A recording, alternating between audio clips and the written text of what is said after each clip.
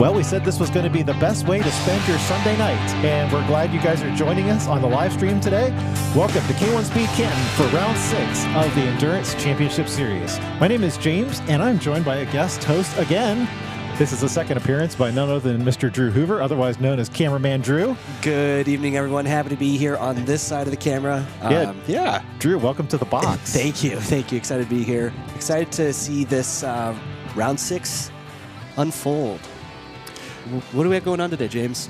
Well, we have the Endurance Championship Series, so if you guys are new to the race, you know that arrive and drive racing at K1 Speed is pretty popular around the country, but you don't always get to run for a very long time. So this is a 30-minute race. It runs 6 months. There are 7 rounds in the championship, and you are joining us on round number 6 tonight. So, right. We're going to be monitoring the chat tonight, so we hope you guys engage with us. We appreciate those who have drivers in the field who are running the race tonight, as well as just friends who like go-karting. So Jason is normally with us here in the booth, but he got tied up with some snow, I think, up in Cleveland. So maybe Jason will be in the chat tonight. You never know. He's out there keeping the streets safe, so we'll miss him, but he's doing the world a favor. Maybe, I don't know if it's streets or parking lots or whatever, but who knows? I know up north you got a lot of snow, so yeah. We are completely indoors tonight. We are going to run the track in reverse direction. We talked about the championship in general, so next month is going to be the final round, and that one's not only going to be reversed, but it's going to be an alternate track configuration. Tonight, we're just going to run the reverse track just to give everybody something different to run. Absolutely, yeah. We're all used to going around the normal way, but yeah, today's shaking it up a little bit. Some of the drivers like the change. The corners are a lot different, different speeds, different trajectories to take. So, and I think we have a full field, if I'm not mistaken. We should have 24 drivers tonight. That's awesome. That means we're going to split them into 3 different qualifiers, and the first round of qualifications are going to be heading out shortly. I think that's 8 drivers. Yes. All right, so maybe 23 drivers, or maybe 1 short, but that's okay. And we'll talk about some of those drivers as we go along. We can go ahead and talk about some point standings. Let's talk about rookies first. So we didn't touch on this last month, but this time around, we want to make sure we give recognition to the people who are competing in the championship for the very first time. And on top of that leaderboard is none other than the young Gavin Patterson, followed by his father, Dave Patterson. Look at the points gap. I'm absolutely amazed by how many points these rookies have. Yeah, they're competing so well. And yeah, 72 points, 58 points, and then yeah. I got you. And Gavin and Dave, I think Dave, but definitely Gavin is going to be competing in the 12 Hours of Canton, which is really what this series leads up to in March. And exciting to see a young driver up so high.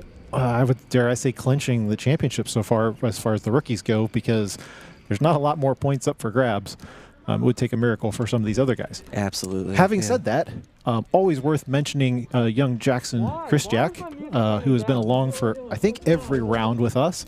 So him and Jeremy, even though they're joining the series for the very first time, they're doing very well as far as the point standings go. So, All right, qualification is going to be up here shortly. We'll get the leaderboard for you. As you follow along with Dom D'Angelo, and we'll talk about his point standings here momentarily, but he is on the top of the list. Dom and Marshall have been battling throughout the entire series. Dom is been trailing behind Marshall, but keeping really close touch. He has really good qualifying times, and he shows up to every race ready to roll. And he's just really fierce out there on the track.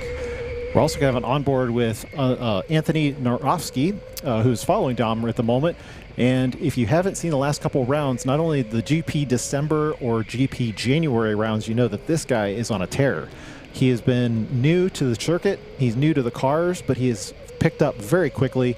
In fact, even in practice sessions earlier today, we saw him at the top of the leaderboard, I think most recently leading Marshall Miller. And you guys who follow us regularly know that Marshall Miller he's the guy to beat. Yep.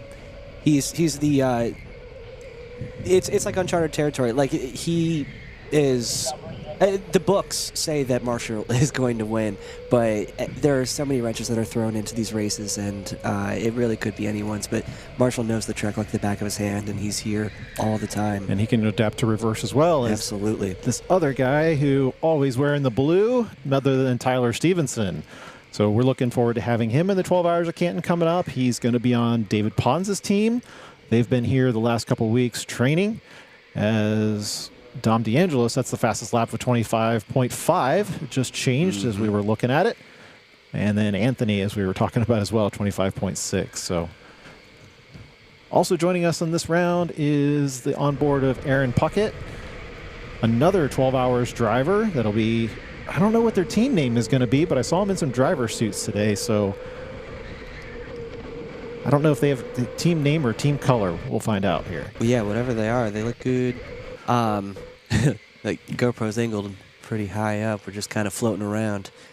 Anthony jumping to the top, 25.4. We were talking about him being the new up-and-comer. You're following here on camera 1 with Tyler Stevenson coming around the carousel right now. Otherwise known as the guy in blue. Yep. You only get 7 laps to qualify. White flag probably going to be out this time by. Yeah, and those race suits on track look really cool with the stark colors. That was Aaron. Zach, if you want to pick up Aaron for a second here, he just went into the back. Yeah, there we go. Yeah, there we go. Running a 26.0.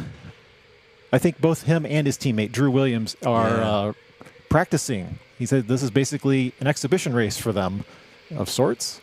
Wonder how many times he gets asked if Dom he is DeAngelo, cameraman 25.3, bumping Anthony down. Anybody can have anything to respond as checkered flag comes out in this first session. That's a stellar time. That's it. Yeah. Wow. Dom Just in the nick of time. Yeah, just bumping out Anthony by 0.013 seconds on that last lap. That's what we've come to expect from these guys. And, of course, Tyler Stevenson, not to be left out, 0.061 behind. And Garrett Hagerman, the G-Man. I'm sure he's got some fans in the live stream tonight. Qualifying 4th, best time 25.6. He was here practicing the reverse track here recently. And as we've said many, many times, the people who practice are generally at the top of the leaderboard. Mm-hmm. Absolutely. Dominic DeAngelo with that 25.3. I have a great replay of him here queued up, pulling around on his final lap of qualifying. So here we are playing. He's coming around to turn 1, watches the checkered flag waves, and he puts those hands up. He knew that he had a killer time, so that's awesome. Great job. Great job to Dom. Well, not only does Drew good at camera work, but he's also good at replay.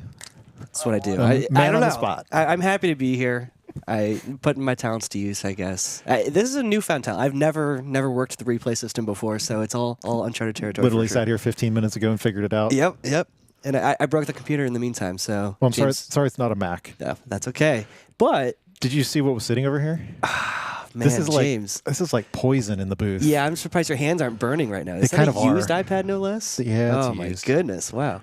So we're not going to get to implement this tonight, but the idea, there's a certain piece of software on this that only runs on iOS devices, unfortunately, that we're going to be able to do some picture-in-picture. And I did not get it fully set up today. Oh, okay. So you're going to have to wait till next round to see the picture-in-picture. But I realized like when we're doing pit stops, we usually go to the guy who's in the pits, and we need something on track. So this is going to help us with this, and unfortunately, it has to run on an iOS device. Hey, anything to integrate, I don't know, technological development into the stream, that is what we're looking forward to. Got a chat from Miles. I see Miles is from Seattle? Wow. Yeah, I've seen him commenting on a couple videos, so thanks for joining us live tonight. Awesome. And he's also looking forward to the 12 Hours of Canton. Yep. As am I. Yeah. Are we 6 weeks away? 6 weeks? Okay, so 1, 2, 3, 4, 5, 6, 7. No, 8 weeks. Sorry. Okay. A little All different. right. Early March. I was trying to keep track of that on Fridays, I think. No, only a few more weeks until the 12 hours. Rachel is watching virtually, excited for the 12 hours. Can't wait to see how the new team's racing this year. As are we. Is Rachel competing in the 12 hours? Yes. Awesome. Yeah, Team Supersonic will be back this year. Alrighty. I think it's Supersonic, right, Rachel?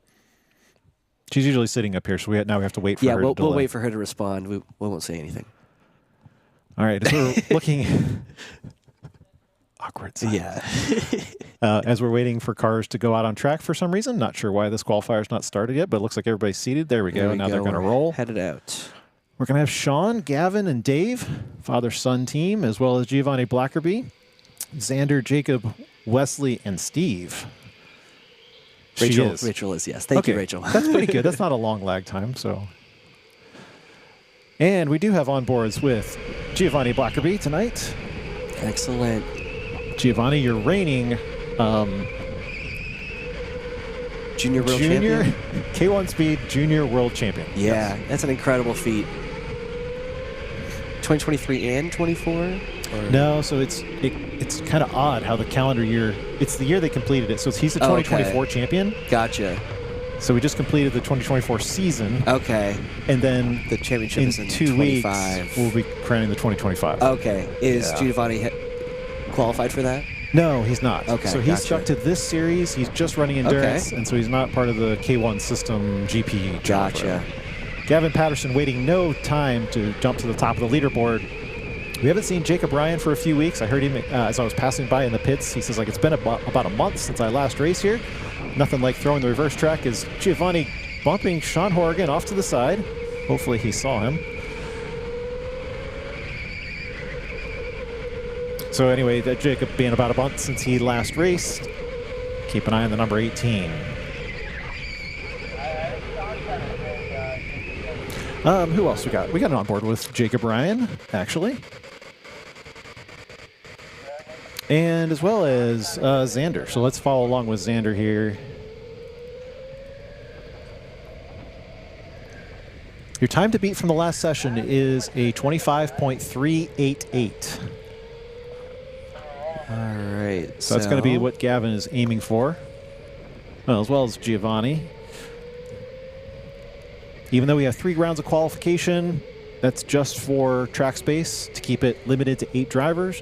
We'll split it into A main and B main. We should have 12 and 13 drivers in the finals. Mm-hmm.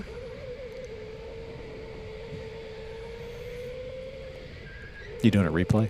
No, I'm just trying to see if we have anything that's worth sharing. Jump overhead as you're watching the number 27 is Xander on track right now. Always easy to identify car number 27 because that is the 12 Hours livery. This year, that car will not be the pace car, though. Ooh.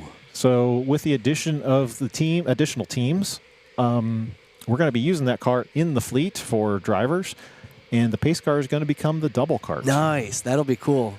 Are there going to be 2 drivers in the pace car? Or? I think it'd be cool if we can do it. Okay, that'd be awesome. As he passes the timing line, white flag is going to fly. Gavin Patterson still up there at 25.5.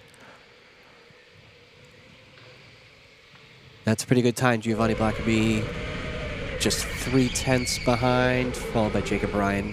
It's a pretty close field for 2nd, 3rd, and 4th. But Gavin has a pretty tight lead so far. Yeah, Giovanni did a good last lap there, still 25.8, improving a little bit. He'll hit the pit lane speed limiter, get slowed down to speed 2, back into the pits. I told the drivers if they want to do a practice, they can go back out on track. I think I forgot to tell the track workers, though. So if you see some guy just like go through the pits and go out, then it's because I told him. Sorry.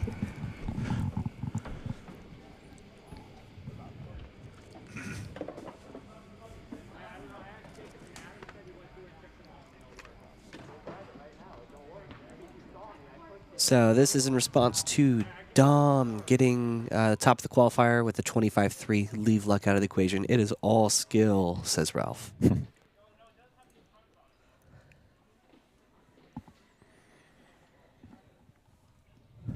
We'll have Marshall down at the bottom of your screen there, the number 15. He'll be in this qualification round. What's Armand wearing? Is it like a Christmas sweater? It looks like, is it chess? Or is it, I don't know, there's a lot of checkers going on. Oh, Formula One.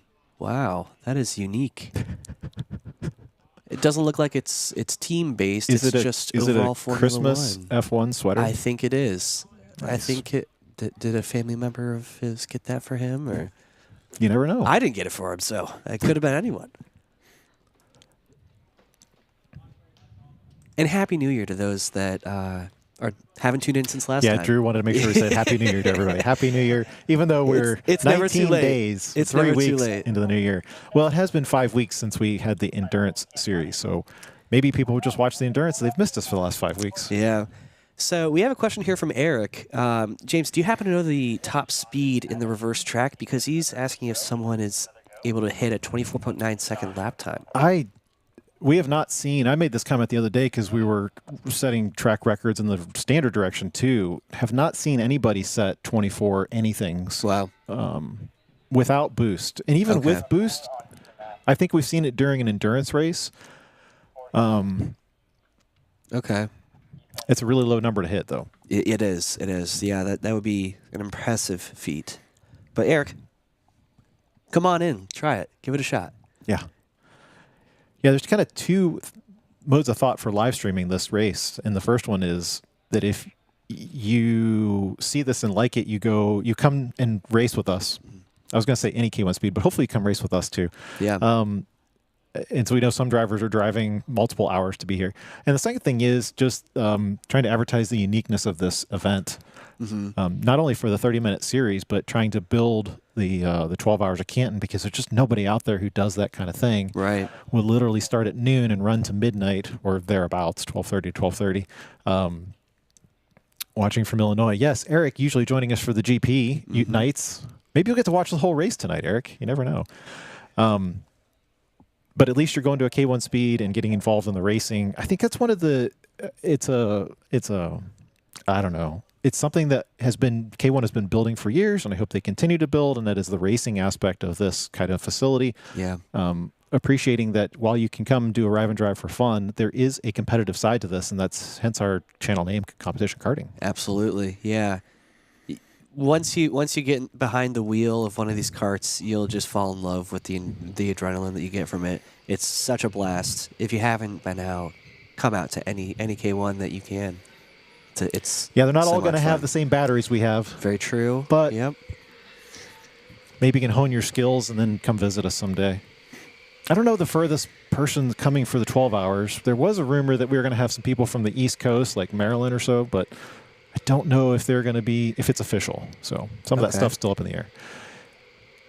All right, you're following PJ Mannypenny in the blue helmet. He'll be in the number 30, warming up the tires, as well as on board with Josie Valentine. Joey Valentine is towards the top of your point standings, which I guess we'll cover after the qualification. We also have an onboard with Jackson, an intermittent camera, as well as onboard with Armand Deligny. We talked about Armand being a long-standing veteran of the GP series, now starting to compete in his 4th year, which is hard to believe. Yeah. But it's always good to have Armand jumping in and out of different races whenever possible. Yep. If you've seen him on the live stream, you know that he's the tall guy. He's a super tall guy. I always say he's the guy who doesn't fit in a go-kart. It looks like he's forfeiting his first 2 laps just to get some heat into those tires. 25.388 is the time to beat for pole position as Marshall Miller sets purple on the number 15 car. As we'll go overhead and follow Armand. We got to ask him about the sweater, though. That is pretty special. Hopefully it was a gift. Armand, it doesn't match your helmet, though. It'd be hard to match anything with that outfit. Gonna be honest. Anytime you're following the onboards, feel free to, well, this one's kind of an exception. You can see his pedals. Watch the pedal work so that you can kind of learn driving these cars. Did we pick one up for, no, we didn't pick one up for Marshall, so.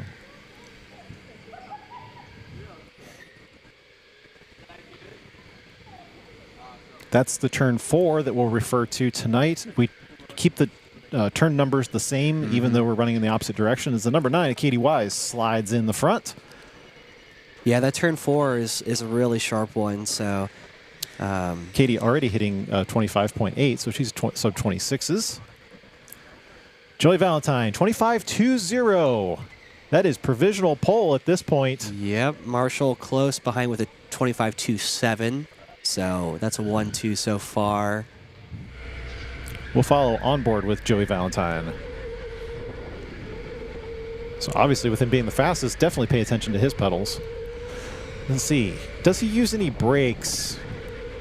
Anthony was trying to describe in standard direction the other night that he does trail brake a little bit. There's not a lot of guys that will trail brake in these cars because the brakes engage so easily and they kind of lock up the tires. So he might be a little unique in that standpoint. Ooh, he does use the brake a little bit coming out of the carousel into turn 7. Is that? Yeah. All right, Joey Valentine coming into the pits. At this point, he will be your pole sitter for round number 6. Absolutely. He's excited about that, slapping those knees. Marshmallow. Marshmallow Miller. Yeah, it's actually his email address, but 25.328. Besting out Dom D'Angelo, the 388. It looks like, I think we'll be lined up Joey, Marshall, and then Dom. I think, if I've done the math correctly. That sounds right to me. That's a good lineup. Armand bumping in 25.7s as well. So let's talk about point standings, because that's really what matters around here. It is. So we're in, James, race 6 out of 7 in this 5th season. There are a lot of numbers thrown around, but Marshall is at the top of the points so far. Yeah, he's got a commanding lead. Now, this is total points for all rounds consolidated. We'll show you here in a second with everyone with dropping their lowest points. The only one on this list that's not competing tonight is Adam Weaver. So in 5th spot, he's going to take this as his bye week. This will definitely be the week that he drops, unless for some reason he doesn't compete next month, but we'll see. Adam Weaver was your most recent winner, so he won round 5. And interesting to note that we've had 5 rounds and we've had 4 different winners. So Marshall's the only one to have a back-to-back victory in rounds 1 and 2. Everybody else picking up some slack. We've had Tyler who won a round. We've had Adam who won a round, and Joey as well. Right now, who was it? I already forget. Dominic. Dominic D'Angelo. There you go. So, and no wonder that they're all 3 at the top of today's A-main. So this is the important one. If we wipe this out and we look at if you drop everyone's lowest scores, you kind of tighten up the points race a little bit. So Marshall's still 6 points ahead of everybody. It's tough to make up 6 points when Marshall stays competing. You know, as long as he's putting out points and completing the rounds, it's tough to gain 6 points, but it's not completely out of the question here in the later stages of the season. Yeah. And then everybody else, look at those 95, 93, 92, and 90 points for positions 2 through 5. Pretty close race. Gavin Patterson is the rookie up there in the leaderboard. He has 72 points with the lowest score rookie dropped out. It's truly impressive how well he's doing. So if you're a young driver, look at young Gavin Patterson. Absolutely.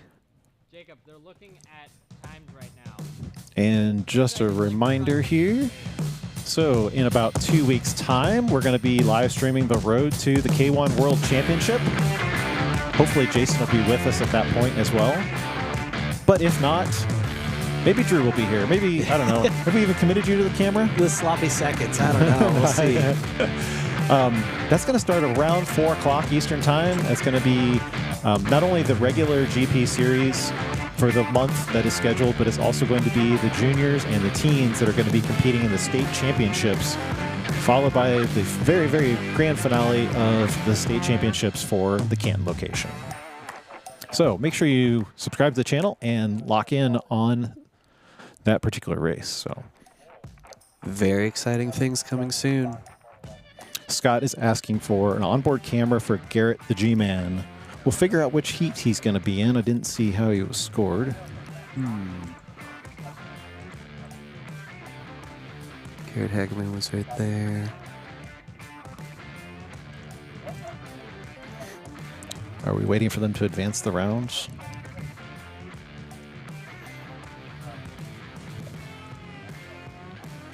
I hear a lot of radio chatter. We're always thankful for the crew on the ground. They're always working things out in the thick of it. Lots of pressure down there, but also a lot of fun.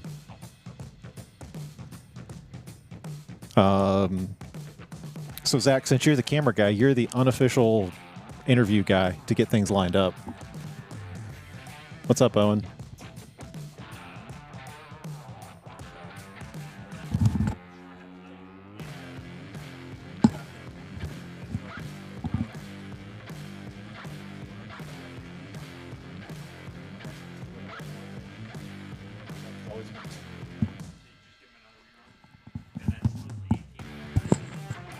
Oh, hang on a second, Armand. Sorry.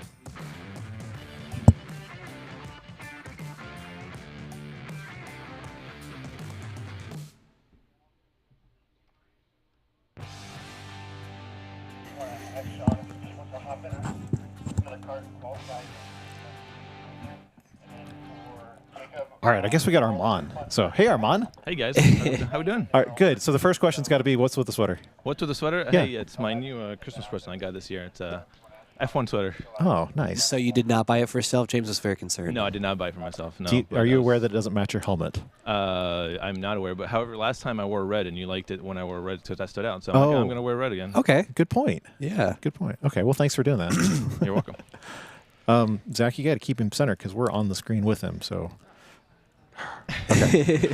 So I guess the problem on the track, and I didn't hear it on the radio, was that Sean had cart 11, which is not supposed to be used because it doesn't have a boost button that works. So we're going to rerun cart for Sean. Okay. So all he right. can set a lap time. So. I heard Jacob also had a problem in 18, but I don't know if I don't know. So it's only one radio here. Yeah, I mean, we know for sure 11 is not supposed to run for boost, but 18 was tested yesterday, so Okay. everything we know. So Armand, we saw that you were heating up those tires just a couple laps early on. Is that your strategy going into qualifiers? You Yeah. forfeit the first few laps. Exactly. Yeah, especially with the little amount of boost that we have. My goal is to essentially save all my boost for the last 2 laps and just boost as much as possible. So I'm really the first 3-4 laps just trying to warm up. I'm trying to space myself out too, so I can go clean laps at the end. So that was my goal. It wasn't as much warming the tires. It was more spacing myself. I was watching Marshall behind me and making sure there's enough room in front of me. Absolutely. No, it's good to be thought forward. Yeah. So I've talked months and months about the timed qualifier. So it's not set based upon lap times. And might have asked you about this before, but just worth reminding you, I'm sure you're excited about the possibility of doing that. Yeah, I think it's fun to try different formats and everything to see how it works, and I think it definitely would be a good addition to the series. Yeah, because instead of basically by doing that, it opens up the possibility of you doing a kart swap during the qualification session, and we give you a certain time instead of setting a specific number of laps. Right. So we worked on it, didn't get there all the way, and we weren't comfortable enough with running it tonight, so we'll hold off yet another week, or Yeah, month. I mean, I think it's a great idea. I mean, sometimes like you just have a card that doesn't suit you very well, and you can just hop in, swap, and yeah, see what you can do. you kind of take a risk by doing that. You do, yeah, So- absolutely. Especially if you wait too long. But I mean, if you notice right off the bat that it's not a cart for you, I mean, it could definitely be if you swap within the first 30 seconds to a minute, first couple laps, then you still have, depending on the time let's say it's a 6-minute qualifier, you still have 5 minutes to set a time. Yeah, and that's what we were thinking. Do you think 6 minutes would be an applicable time? Yeah, I think 6 minutes would be good. It's hard to say. I mean, a normal to do 10 laps on this track, you're thinking 5 minutes. So yeah, I think 6 minutes would be good. Let's say either 6 or 8 minutes is what I would say. No more than that. Because I look back on last month, as we're going to follow Sean Horgan during his qualification session. I look back last month, and the average session was right around 4 minutes. So adding an additional 2 minutes would probably give you enough time on the indoor track for maybe 10, 11, 12 laps, I would think. Yeah, no, I agree. Yeah, it's definitely, if you can make the decision early enough to do a kart swap, if that's what you want to do, gives you plenty of time to get the second kart heated up and going. I'll throw Sean's qualification run up here, I think. There we go. 26.2. So, and Armand, I think, well, they haven't advanced this yet. I think you're definitely in the A main, but Yeah, definitely me. I think I want to you were say in 1, fourth? 2, 3, 4, 5, 6, 7. I might be 7th. okay. I know Gavin from the second heat beat me. The 2 from my heat beat me. So that's put me at 4th. And then for the first heat, I want to say Tyler Stevenson, Dom for sure. So yeah, that's right now. That's 6. I think there's one more in there. Well, until then, we're just kind of waiting on track. So, any particular strategy tonight on the reverse track with boost? I guess we're just gonna see how the first kart does and how traffic around me is flowing, and make the decision at that point, whether it's an early pit stop or a later pit stop, depending on how the traffic goes. So You're really good about making that decision on the fly. You're one of the few guys that can pay such close attention to the leaderboard that you can make that decision on track. I think that's pretty impressive. yeah, that's what's so awesome here about the giant scoreboard you have. You can definitely make decisions, and I mean, if you're paying attention to the scoreboard, in reverse it's a little bit harder because you have a little bit less time to see the scoreboard, because you only see it down the front straight. In the other direction, you can see it down after turn 1 and after turn 3. But yeah, so it's trying to capitalize on those lap times, see how everybody's doing around me, see when people are pitting, and make the decision then to try to gain as much time as possible. I'm surprised you say you have less time to see the scoreboard on reverse. Is it because you're going faster? Because I've always had a hard time. Well, not always, but I mean, when I come around turn 1, I try to look up on the scoreboard. But sometimes if I miss it, I have to wait for turn 3 to get a good look at it. Right, yeah. Yeah, no, I agree. But however, you have 2 different opportunities going the other direction. And here you only have 1, since coming out of 3 That's true. reverse is too quick when you go into 2. You're kind of just focusing on your line at that point. You don't have time to look up at the scoreboard. Here it's only down the front straight. And if you're battling someone or hitting the boost out of 1, you're kind of more focusing on that line, making sure you're not missing the corner. We're going to push that up on the replay just so you can see, like, him driving backwards. 25.8 for Sean, so he's right in the mix too. Yeah. So here's Sean's replay, and you come around turn 1. Turn right 1, there is what gives yep. you a shot of that scoreboard. But yeah, a little bit after turn 3 in the reverse track, there is a small look. So yeah, it's very short. But you don't see your existing lap. So Oh, when he that's goes- right. That's where it's right. really hard. Yeah, right there, he's going to trigger the timing line. It's going to update fast enough for him to see it, but Yep. It's hard to see off the GoPro, but Yes, that's another thing too. Like you said, James, going the other way, you see your previous lap, which is nice. Here, like as soon as you cross the start finish line, it triggers up there, and you have half a second to look up that's true. and see. Are you going to hang with us and be our pit reporter for the B main, maybe? I mean, absolutely. I can would be definitely great. do that. excellent. Unless you find somebody down there who wants to talk to us.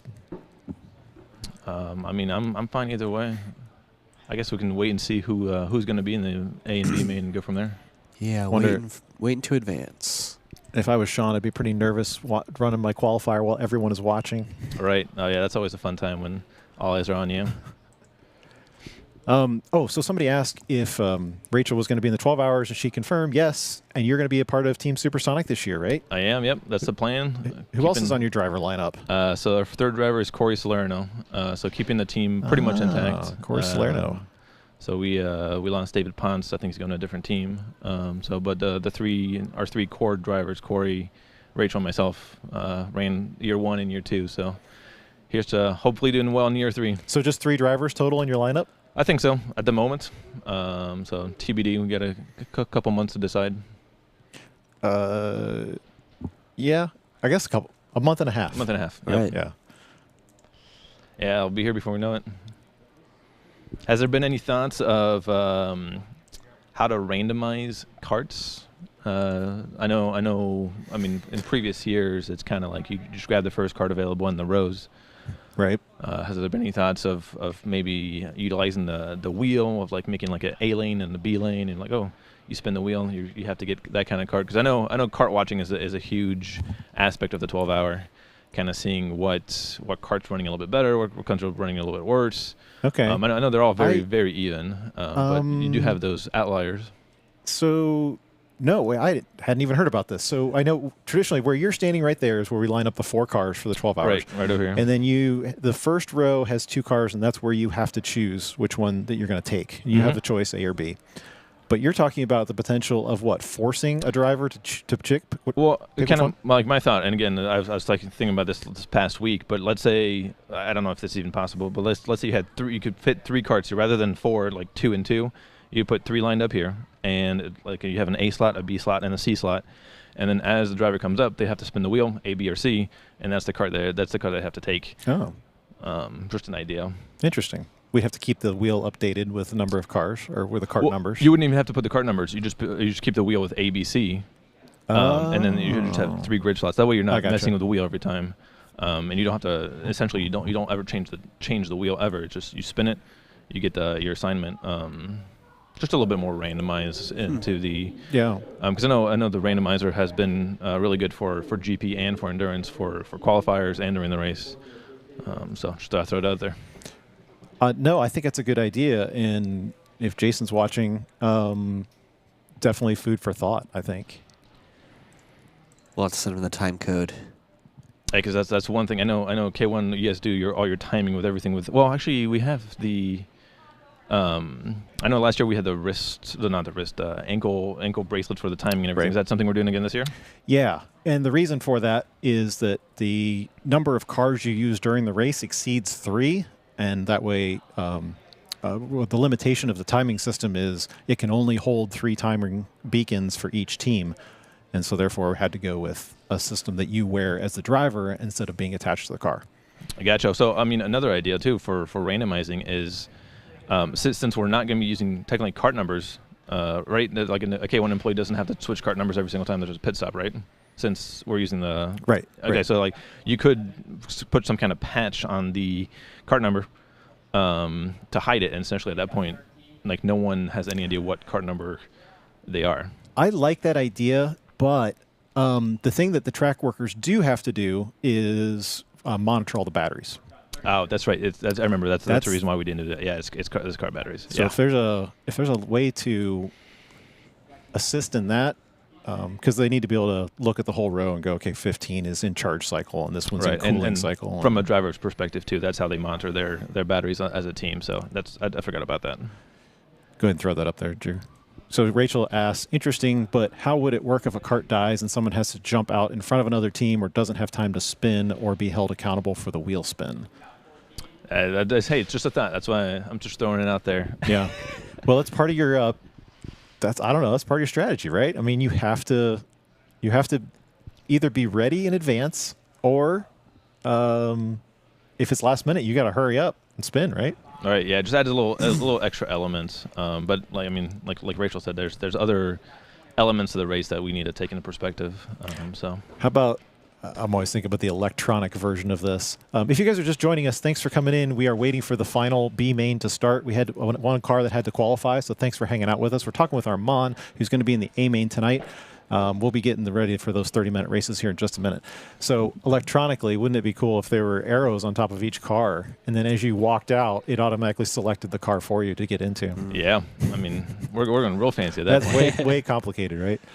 Or maybe an analog spinner right there by the gate, and you have to spin it before you leave. Yeah, right, exactly. Like just wait for the ticks to go. Yeah. Oh, man. Great brainstorm session right now. I love it. Yeah, on the live stream. So.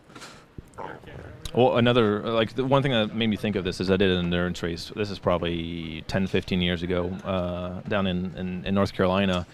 And your pit stops, I think it was a 6-hour race. So your pit stops, you would go in and you'd have a box of tennis balls, and you would draw, and the tennis ball would have A, B, or C, and that's where the slots would come into play. So you'd have to take the cart in A, B, or C slot.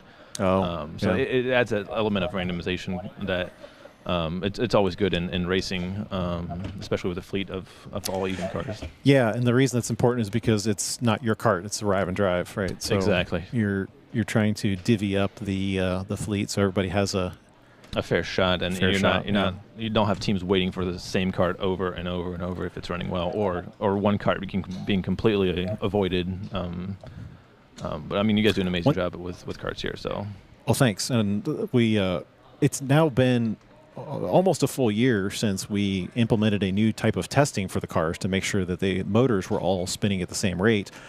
So it's hard to believe that we haven't run a 12 hours with that test initiated yet. Right. And so we didn't run the new batteries, right? Or did we? No, we haven't run the new batteries either. So yeah, that's two huge aspects of the race is that calibration and that battery life.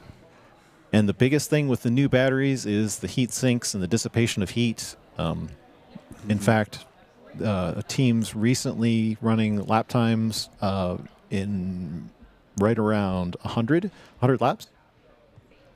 And temperature did not exceed 40 degrees Celsius. Wow. And so if you followed us last year, you know that 65 was... Yeah, it was the mark. We were in the upper 60s, and 65 is what we had to keep the batteries cool to. So we're easily 20-25 degrees lower than what we had before. So that's always good. Are you since we have a longer battery life, expected battery life, are you going to have a set required minimum amount of pit stops, or kind of leave it up to the previous years? We'll leave it up to the teams. Okay. Because one thing that was interesting about the last 2 years has been the winner last year didn't kill a kart on track, right? So they did not have a battery die. Every other team did. Remind me about the first year, because I'm sure you remember. We did not have the first year. Yeah, we did not have a battery die. Okay. So what about? Do you remember how many teams did kill a battery? First year, I mean, it was 7 teams, right? That ran the race. Correct. Yep. I know of 3 or 4 at least. So I'd assume everybody else killed a battery. I know Zach and his team definitely killed a battery both years, right? He's nodding. Yep. We see him on the upper left-hand corner of our shot, too. So he's like, yeah, we did. And for those of you who haven't seen the 12 hours yet, when the battery dies completely, the car shuts off, and then it turns back on, but it turns back on in limp mode. So the worst position that you can have a car die is just past the entry to the pit lane, because you're going to have to go a full lap to try to get in. And I know we've got a small track, but that is an eternity in terms of race pace. Another big aspect, too, of pit stops, and that's where you really have to minimize the amount of pit stops, is when you take a pit, you don't trigger a lap since you're skipping the start-finish line. So not only are you pitting and slowing down, you're also missing an entire lap. And I hope to change that this year. Okay, so and have a timing in the pits? Yeah. Nice. We got the timing line in time for the 12 hours, but it wasn't enough time to get everything tested and stuff. So what's going on here with these guys? Maybe talking to Jason about how to add that in potentially, so that when you do come into the pits, it triggers a lap time. Right. Yeah. Because honestly, it's helpful overall for everybody watching, because then they can see what cars are in the pits. Yeah, absolutely. And even if you have some kind of icon that shows the little pit stop. So we're gridding up for the B main tonight in the Endurance Championship Series. Thanks for riding along. We are on round number 6. The B main what is our lineup? Is going to be led by Katie Wise. So she's going to be up there in the number 12, and we're on board with Jacob Ryan, who's in the second spot now in the 27, followed by Dave Patterson, Mark Davis, and Jackson Christak. Katie Wise bumping in and out of A main, B main in certain situations. Tonight she gets to be the pole sitter for the B, and she'll be aimed straight ahead at those blinking lights, looking for them to go green.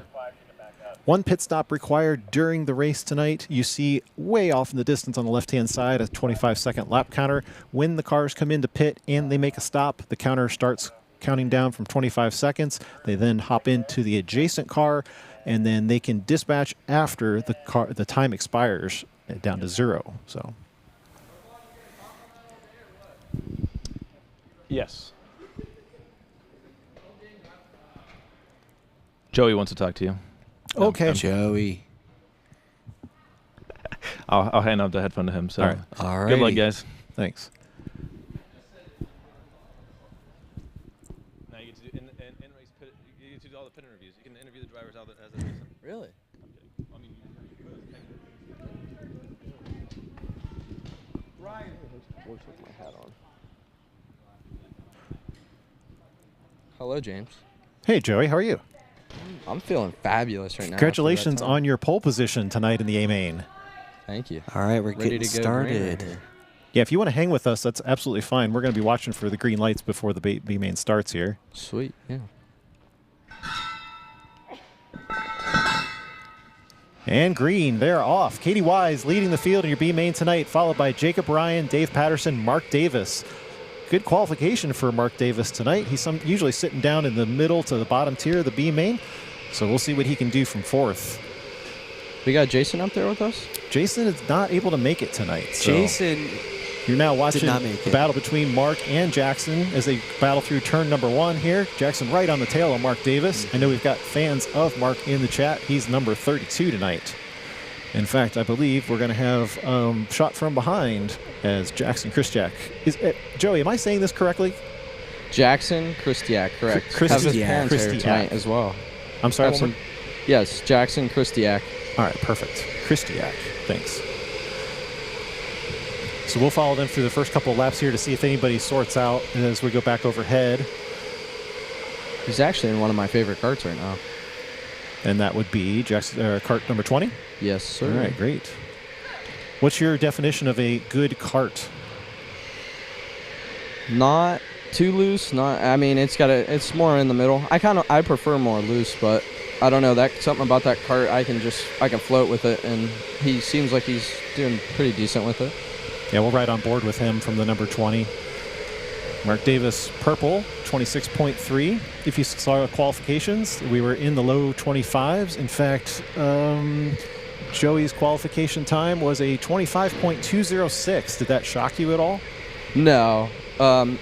Me and Tyler were here during the week with David. You actually raced with us, yeah. Yeah. So I felt really confident. I'm excited that Garrett is in the A-Main tonight. Something I've been really looking forward to. Some kid that I've been teaching here and giving big tips to. I'm excited to see him in the A-Main tonight.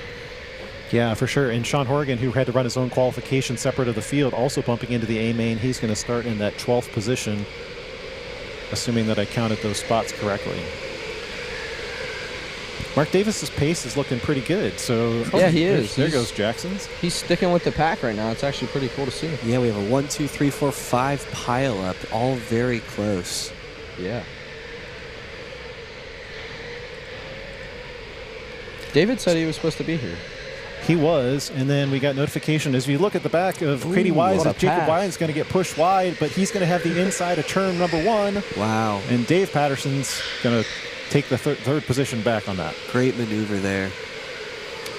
Yeah, David was scheduled to be our pit reporter tonight, and he said he got called into work. So Yeah. follow this battle between the 3rd, 4th, and 5th positions, who are all lined up nose to tail of going through the reverse turn 4.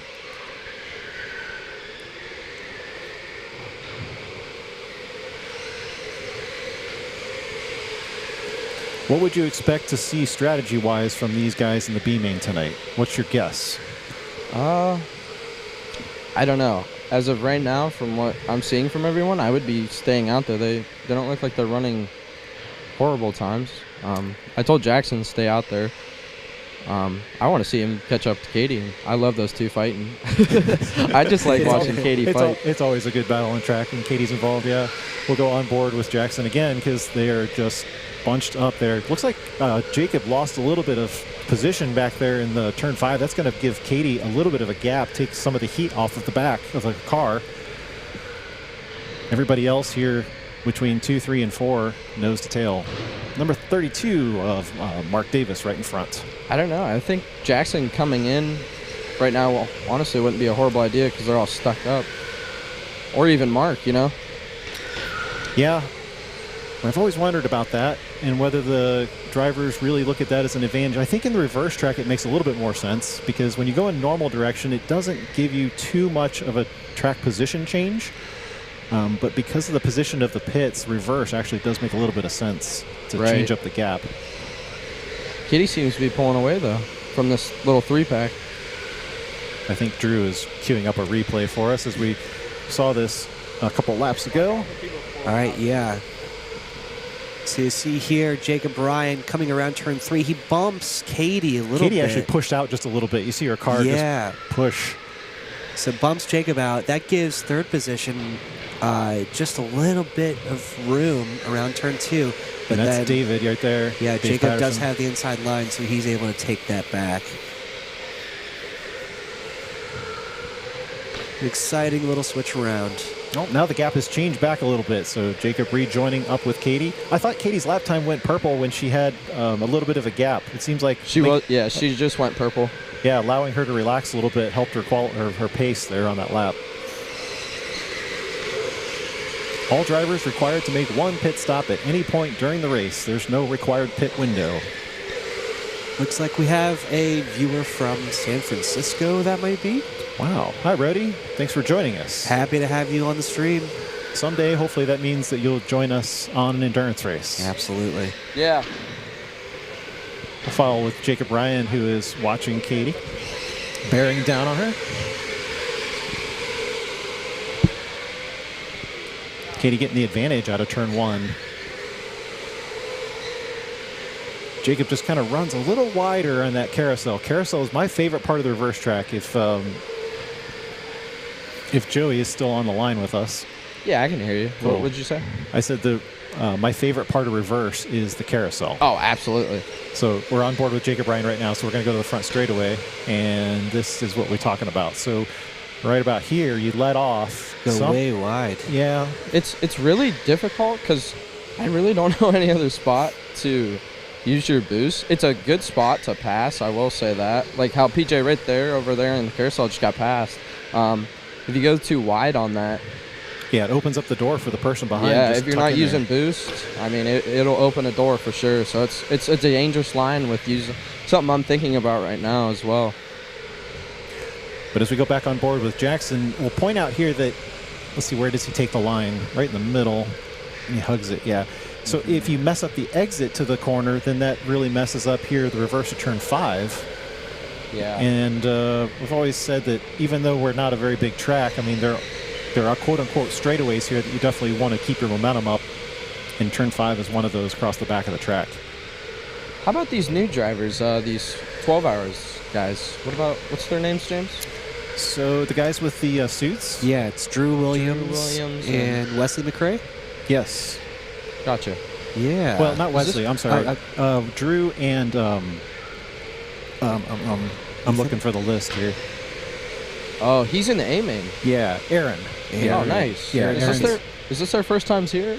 No. So Aaron has been joining us for the last couple rounds. PG. But Drew is new. I need to start getting here for PG. Just haven't had the time. You talking about GP? Yeah, GP. Yeah, long day today. Yeah. So we missed the pass for the lead of the race, but Jacob Ryan is now leading Katie Wise in the number 27. Maybe we could find that, Drew. What's that? The pass for the lead. Absolutely. You're on board with Katie right now. We were watching the other shots, and we missed the pass for the lead. Oh, I'm finding it. I got it right here. All right.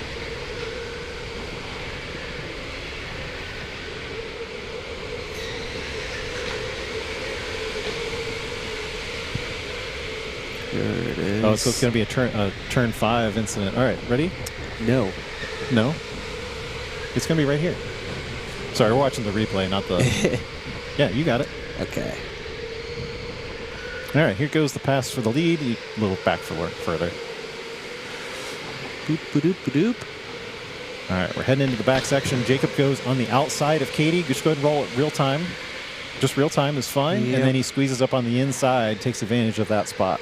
Yeah, there's some connection issues. But that was a great overtake by Jacob Ryan.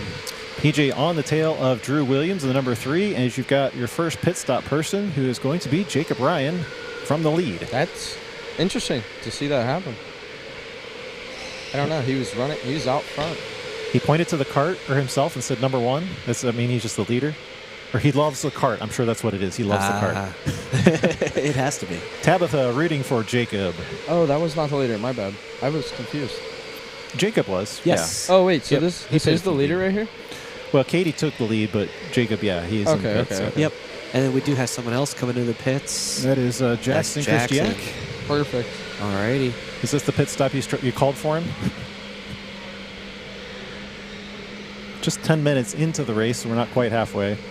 Katie Wise going purple, now 25.6. I'm sure she's glad to have Jacob Ryan off the back of her car, as Jacob is going to take off. Make sure he turns right coming out of the pits.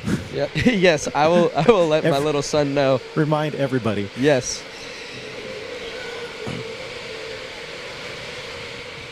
Still following overhead with that battle between Drew Williams and PJ Manipenny. This is a good chance for them to race against each other, because I'm sure they'll be seeing each other in the 12 hours. Right, right. Okay. That was smooth. Those are two smooth ones. PJ getting a good line through the carousel. That's what's keeping on his bumper, the number 3. Yeah, this is an intense battle. Drew's not happy. No, Not he is sure. not. Was he just signaling because of the bumping? Looks like he slowed down, too. He did, but he threw his hand up for something. I'm not sure.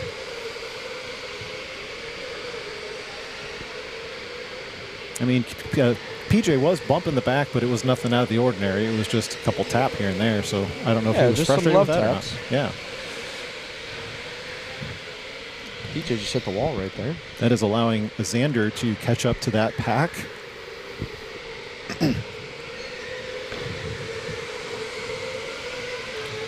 I mean, not only the first time on this particular track for Drew, but in the reverse section. And Xander's going to look on the inside, but that's going to give PJ the advantage. He's going to make sure he defends that position and make sure he holds that going into 5. PJ is really good, known for that, of holding his own spot, especially when someone's going to bump him. I've been there before. I've tried moving that man out of the way. He is hard.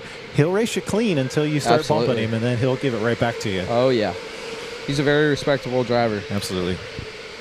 The winner of the B Main last month, he is our thumbnail for this live stream you're watching right now. Very recognizable blue helmet tonight. So your guys in the bottom, the positions number 10 and 11 have pitted. That's what puts Jacob and Jackson on those bottom of the scoreboard for you. So here we have the replay of PJ and Drew coming around. Was this the motion that he gave? Yeah, so PJ just, Drew looks like he braked a little bit too much, and PJ just went full advantage. Yeah, he was. So, But that's what's going to happen in turn 4. That's just part of that corner. Yep. If you overslow and the person in front of you, you don't anticipate it, you're just going to hit them from the back. yeah. You got a couple car lengths between the two of them now, though. So.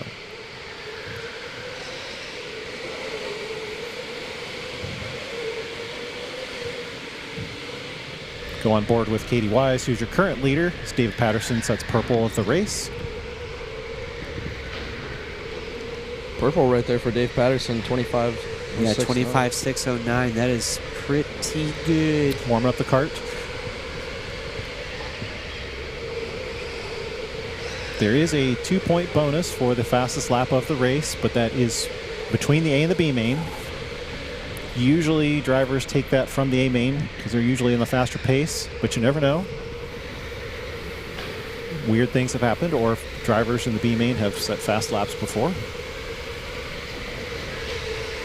And since Joey's still on the microphone in the pits with us, Joey Valentine will be joining us in the A main here shortly. But Joey, the fastest lap of the race, something is on top of every driver's mind during this race, isn't it?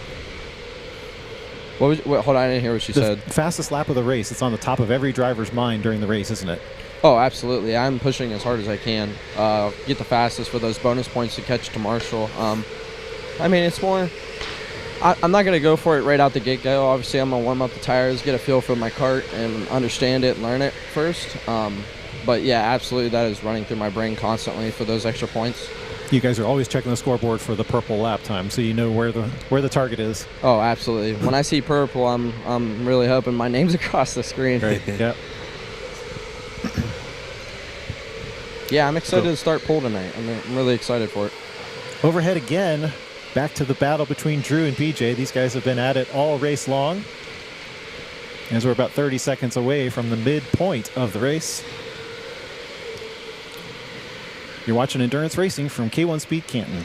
PJ is looking really comfortable on this kart. He's just able to be all over the tail of Drew. Not yet able to find the spot to overtake. Every driver does have 15 boosts loaded onto the car. They get 15 boosts for each one of the 2 cars they're going to run in the race. So they usually burn them up on this stint, and then they'll burn it up again in the second half. The boost giving you about 15% advantage on the horsepower of the motor. Just draws more battery power down and gives you a little extra acceleration. The thing that we always warn people about is it stays on for 3 seconds, and if you hit it too late into the corner, it'll push you into the corner. So, Joey, have you ever experienced that with the boost button? Yeah, I was in my qualifying. I just realized, I mean, I'm really only comfortable with it coming down into 1, and I mean, it just, you got to swing out a little wide, and that's what I was saying with that pass on PJ. It'll open the door for someone. Sometimes it's, see, like where PJ's at right now in the carousel, and he swings out wide over there. Yeah. It's either good or it's not, and it's just, it depends on if someone's directly behind you or not. But yeah, I have had a lot of trouble with that. Especially like right here, if you push it into 3 and it just pushes the car too wide, you'll actually lose ground to the person in front of you instead of using it to your advantage. Yep. And that's where you hit it right there. I'm trying to hit it right as I go into that turn, but I mean, you're still. Oh, we got two people of them. All Oh right, so we'll go. 2 of them, James. I believe that I see in the corner. This is Katie and Ethan Mass, new driver, I'm pretty sure. Oh, Ethan, okay. Yep. They had already changed. Nope, they didn't change. Ethan Mass is down to the number 9 spot. Here's the pit timers. I haven't used those tonight. Sorry about that. That's what the drivers are looking at in the pit lane to make their stops. They're not allowed to release the car until their pit timer expires. So I believe the number 1 right there would be for Ethan. Yeah. And then right there for Katie. Oh, PJ almost had a spot, and then Jacob Ryan kind of took advantage. Jacob Ryan coming from behind. He has already stopped, scored in 9th, but in comes Mark Davis. Go ahead and stay with that battle on track.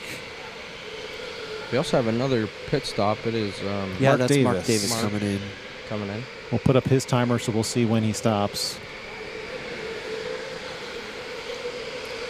Yeah, PJ is just, he's going to let him go. He's had those battles with Jacob before, and I don't think he wants to put up with it at this time. Here's your second pit stop person coming in. If for some reason a third person comes in, they have to wait for one of the timers to become available.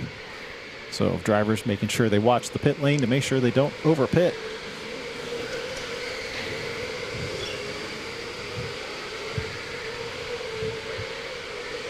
Seems like everybody's doing really fairly well in the pits though today, not coming out in traffic or nothing. Everybody's turned right. Yeah, everyone's going the right way. Everyone is turning right, thank God. All right, that's going to bring in Drew, right? Yeah, everyone is pitting pretty fairly at the same time. Got out just in time. All right, so Zach, let's follow the pit stops here.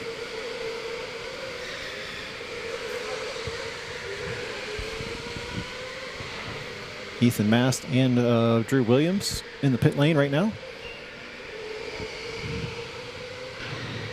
Hopefully they turn their carts on. I can see this guy has not turned his cart on yet. Something we remind him in the pit, in the driver's meeting. There we go. There it is.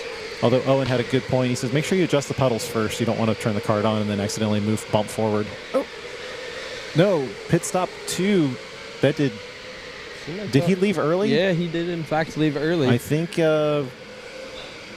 need to look at that because he was rolling before the time expired. Yeah, he had still about 2 seconds left. PJ is going to pit.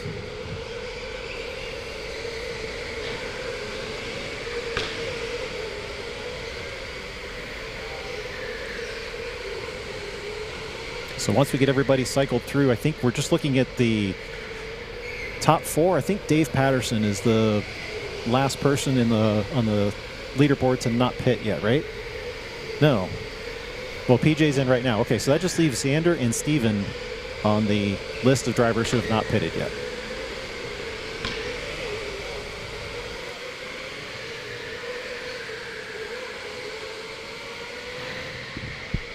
Mark Davis and Jacob Bryan are having a good battle. Yeah, over we're there. on board with Jacob right now, actually. PJ coming back in. Ooh, and he gets him out. And it's going to give Jacob the position over Mark Davis, who has completed his pit stop here recently. I don't know how many laps he was in, but cold tires probably still a factor in that. Oh, Jacob's going to run just right up to the barrier on that turn one.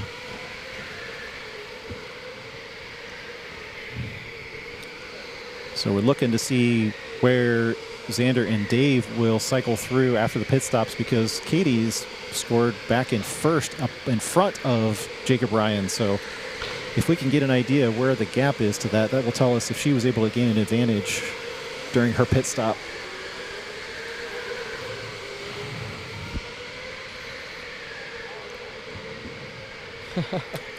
And now that these drivers have completed their pit stops, you see them in the opposite order. So now you got PJ following in front of Drew Williams. The roles have reversed. The karts are different. The boost is reloaded.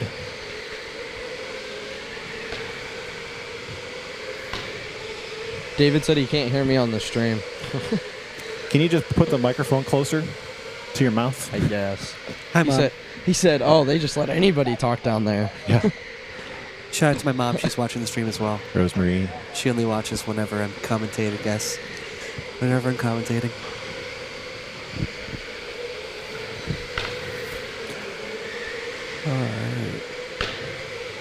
All right, so let's go on board with Katie Wise for a minute here, as she will most likely cycle to the front. Right? Have we had a pit from Dave Patterson yet? I'm not sure about his pit stop. No, I don't think so. He's done 46 laps. Joey, do you happen to know? I think he has, actually. I'm not 100% sure. Yeah, he has. That's what they're saying down here. Okay. So he actually got out in front of Katie. Wow, so that would be a huge leapfrog for him. Very impressive. Where did he Especially with stand? Katie being in front of Jacob, so Jacob must have gotten held up during that after his pit stop back in traffic. Yeah, that's true, because Katie, it's 21 seconds. Go Yeah, ahead. Katie's not that far behind him, though. She's just a little bit behind him.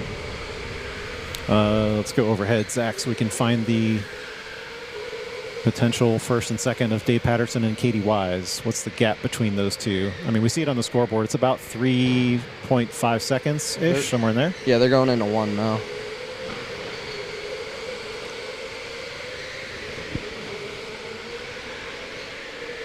There's Right. Katie. There's the black helmet of Katie in the number Yeah. 10.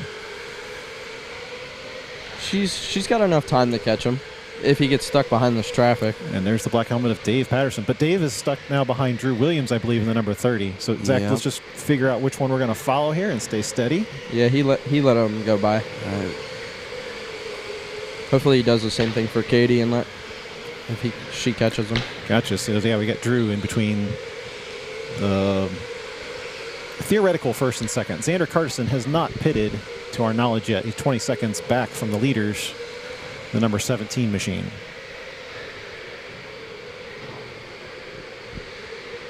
Well, it was lovely talking with you fellas. I'm going to get ready for my race. Wish All me the best of luck. Thanks, Joey. Yes, Yeah, good absolutely. luck, We'll be Joey. watching We'll for see you. there.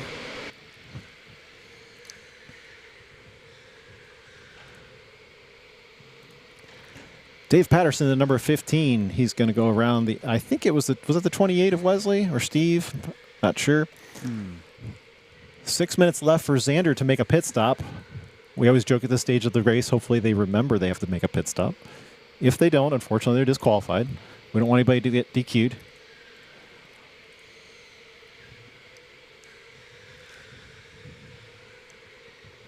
Like we said at the top, Dave Patterson's son is going to be joining in the A main later on tonight, here in a few minutes, but also contending in the 12 Hours of Canton in March. So always good practice sessions running the endurance races 30 minutes at a time, lap after lap after lap. It's a good time to practice and get a handle on the karts, even though we are going in the reverse direction tonight.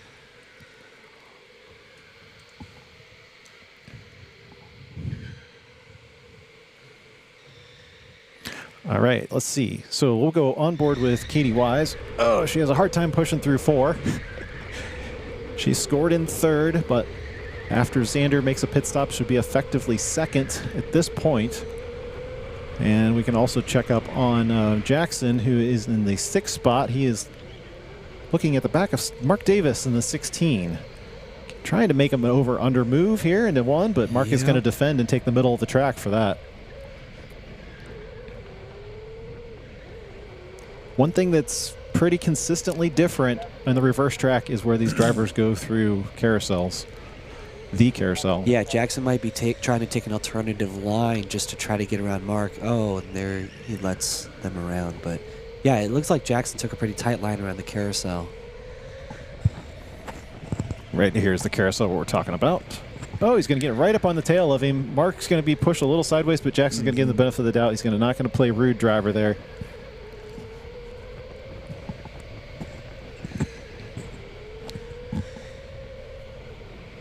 Look to the inside. No, definitely not far enough in front to make that move, but here we go. Maybe an over-under here. It's so difficult, and then potentially hitting the boost if you got one of your 15 left. Can't quite see if he's using the button or not. Yeah. Based on the response of the car, my guess is no. Yeah. But that was a good chance. Timer's going to run down to 4 minutes remaining. And we'll take a short break, and then we'll be on the A main tonight for the top qualifications tonight, in round number 6. Follow overhead this battle that we were just watching.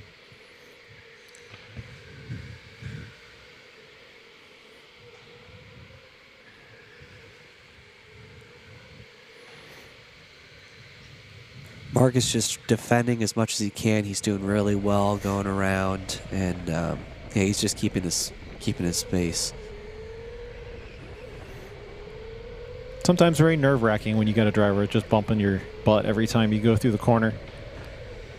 Tends to lead to some driver mistakes. So no shot that Katie catches Patterson. The gap's too big for their lap times. Are too similar. Yeah, I agree with Pons right now. Katie 25.7 as well as 25.7 from Dave as well. So, Zach, if you want to find the gap between those, the 2.9 seconds, we've now confirmed that Xander's made a pit stop, and he's back out into 7th position. Yep.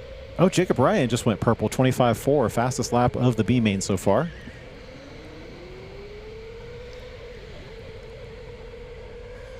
All right, so this is overhead. This is Katie in the number 2, so we're going to try to find Dave again. I know we tried that a few minutes ago. There we go. All right. Oh, it's a close gap, but yeah, as David said, they have very close lap times. That 2.6 seconds on the small track is quite a gap to pull. And it depends how many more boosts Katie has left, but there's only just a little bit she over nails 2 turn minutes. 4. That's not going to help her. Yeah. Took it a little tight, maybe a little too much speed into it. Katie, always a friend of the channel.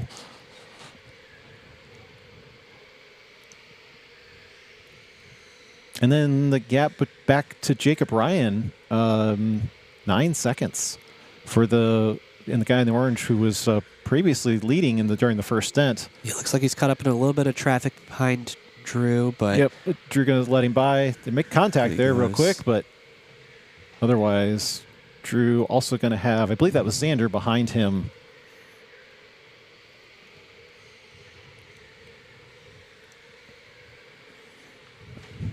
So at this point, we're under the 2 minutes remaining. Only a few more laps to go. Let's go on board with Katie Wise once again. Trying to close that gap up to the first position. Yep, just in the off chance that Dave makes a mistake or Katie gets a miraculous boost in power.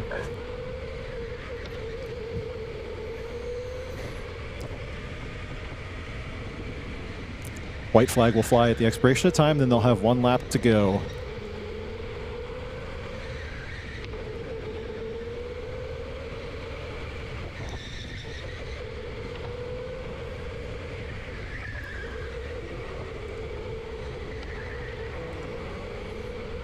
Dave Patterson's qualifying time tonight was a 26.0. So it wasn't enough to keep him in the A main, but once he got things warmed up, he's showing good pace tonight. I hope he does run the 12 Hours of Canton. I think he's maybe still on the fence. We'll let Downhill Burrito talk to us about that and whether they're able to convince him to run in their team or not. But Hi, Slush. Thanks for watching. that's Jason's good friend. They're usually chatting back and forth in the chat. All right, we'll look overhead. It looks like time will expire by the time they hit the next time around as Dave Patterson is leading the field. 2.5 seconds separating them. Interesting that PJ, Katie's dad, is right on her tail, even though he's in the 6th spot. Yeah. They usually end up racing together.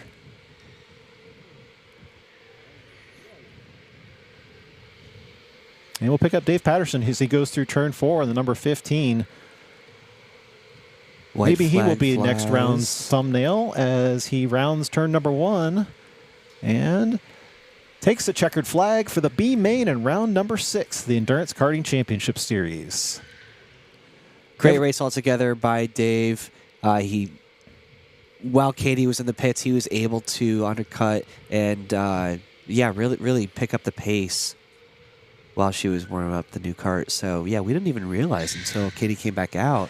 Yeah, I thought at first that it was probably Katie's advantage, but I think Jacob was probably held up longer because of his timing of this pit stop. So. Yeah. Maybe we'll find out from Jacob. He doesn't usually do the interviews, but maybe we can convince him. Maybe. Fingers crossed. Throw a comment down there to see if we to see all the fans that want to hear from Jacob Ryan. 5 drivers on the lead lap, completing 68 on the board. That's pretty typical for our sessions. Otherwise, a flag-free race.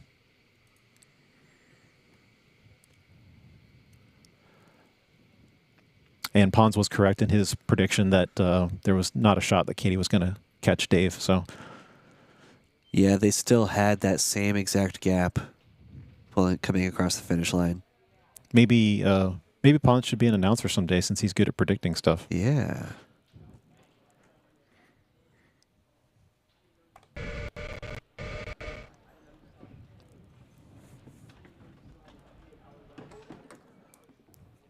think that was a fist bump to Xander Carson right there.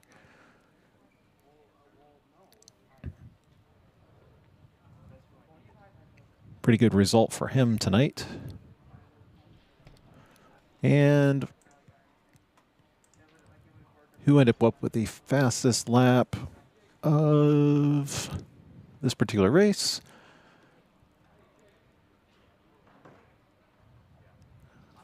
Oh, we are going to have Jacob Ryan. Okay. Wow. Wow, look at that. Hey, Jacob. Hi, how are you? Good. Whoa, you're a lot louder than Joey was. Oh, okay, sorry. No, you're good. Thanks for thanks for actually speaking up with us. Yeah, So for sure. something happened to me. Okay, there we go. Tell us about your race. We're very interested on not only your pit strategy, but also the battle with PJ. Well, I'm not sure. Did I win the race? Uh, According to the leaderboard, it doesn't say I did. So I think I did, but I'm not sure according to that. no, we have you scored in third. Did you just think something else, something different? I wasn't sure exactly. Oh. I just figured when I took first and then I pitted, I wasn't sure if the outcome was correct on the screen, assuming it is, but not sure. Okay. Yeah, to our knowledge, nothing, nor scoring errors. So Okay. it looked like maybe because of your pit stop timing that you might have gotten held up with traffic. That's what we were interested to find out. Gotcha. Well, if that's what I did, then that's what I did. I mean, other than that, I just raced as good as I could. Yeah. Little discouraging that I couldn't do anything about my qualifying, that I had no boost with my kart, but I mean, it is what it is.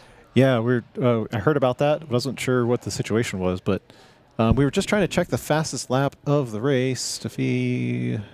I think it was me, 25.495. That was. Yep. Closest was Katie with a 25.52. So congratulations, at least the fastest lap. Yeah, So great outcome. Yeah, thank you. So other than that, I mean, it's been a little while since I've been here. Picking up a few other hobbies here and there as well. So, yeah. I mean, just come out here and do what I do. Make fun. If anything else, just enjoy having a race, right? Right. That's exactly it. So What are your expectations, hopes, any plans for the 12 Hours of Canton? It's a plan still. Okay. Reaching out to a few people about sponsorships and stuff like that. Do you have a confirmed spot with a team?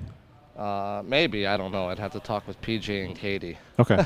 But you would be joining their team then? As of right now, I believe that's the case. Maybe things have changed, which they could have. I'm not sure. Okay. All right. I didn't know if you were leading a team. I know at the last minute last year you got on Ohio Drone Repairs team, and you were like you were thrown in there with like what, 2 days, 3 days to go before the event? No. I was thrown in there with about a half hour before the event. And I think I raced about 2/3 of that race for them. 2/3, yeah. So maybe you can do the same thing again. Maybe somebody will throw you on their team at the last minute. I don't know. We'll see how it goes, but. All right. Well, thanks for racing tonight. Yeah, absolutely. Thanks for picking up the mic. We enjoyed talking to you. Absolutely. Thanks. Who else wants it? Yeah, let's find someone. There walks past Joey. Peace out. These are all guys who are going to be joining in the A main. Yes. Oh, There's Mark Davis. Mark Davis. Awesome. We get to join with Mark. Hey, Mark. How are you? Hello. I'm good. How was your race tonight? What'd you think? It was good. We saw you in a couple of different battles there. What was the most eventful part of your race, do you think, tonight on your 68 laps? The first The 10 fir- laps. The first 10 laps? What was Yeah. happening then? I kept getting crunched in between like 4 people. Yeah. Yeah, we were following that battle, the first 5 people for a little while. That was Jackson, who was beaten in your bumper quite a Yeah. few times. Yeah. Yeah. Does that distract you as the driver? Not really. No? You're good with Just that? speed boosts. Yeah. What, just try to boost out of it? Is that what you mean? No, like he was giving me speed. Oh, gotcha. Yeah. Yeah, I can't complain about that, but Yep. no, it was really competitive racing, and yeah, you were sticking in there all the way until the end. Was that? Yeah, that was Jackson. That was on your tail even at the last couple laps. Yeah. So you pretty much upload every video of every race you run here And in reverse now. in reverse, yeah? Yep. Very cool. So give a plug for your channel. Tell everybody where they can see you. K1 Racer. All right, so just go to YouTube, search for K1 Racer, and watch not only every race you've done here, but also some lessons and other events, right? Yeah.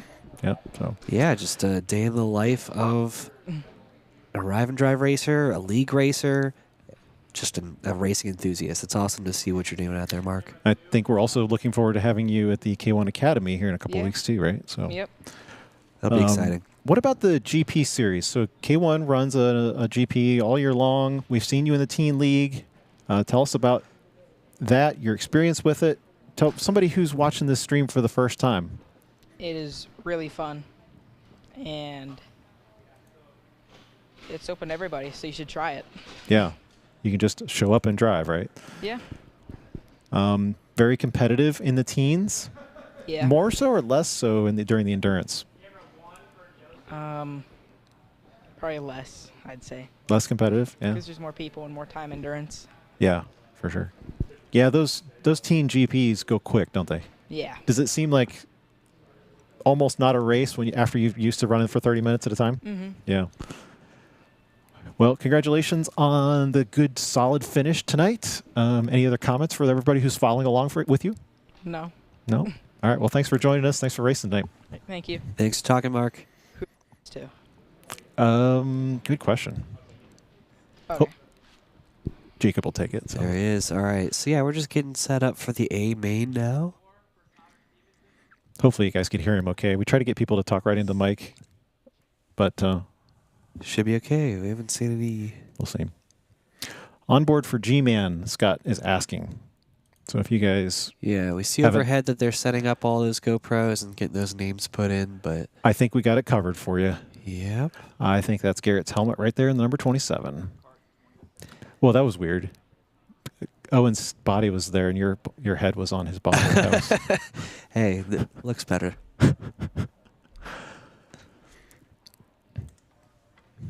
if you just happen to join us in the live stream, this is Endurance Karting. So this is going to be the A main. We already did the qualifiers to line everybody up fastest to slowest. And A main are going to be your faster drivers of the night.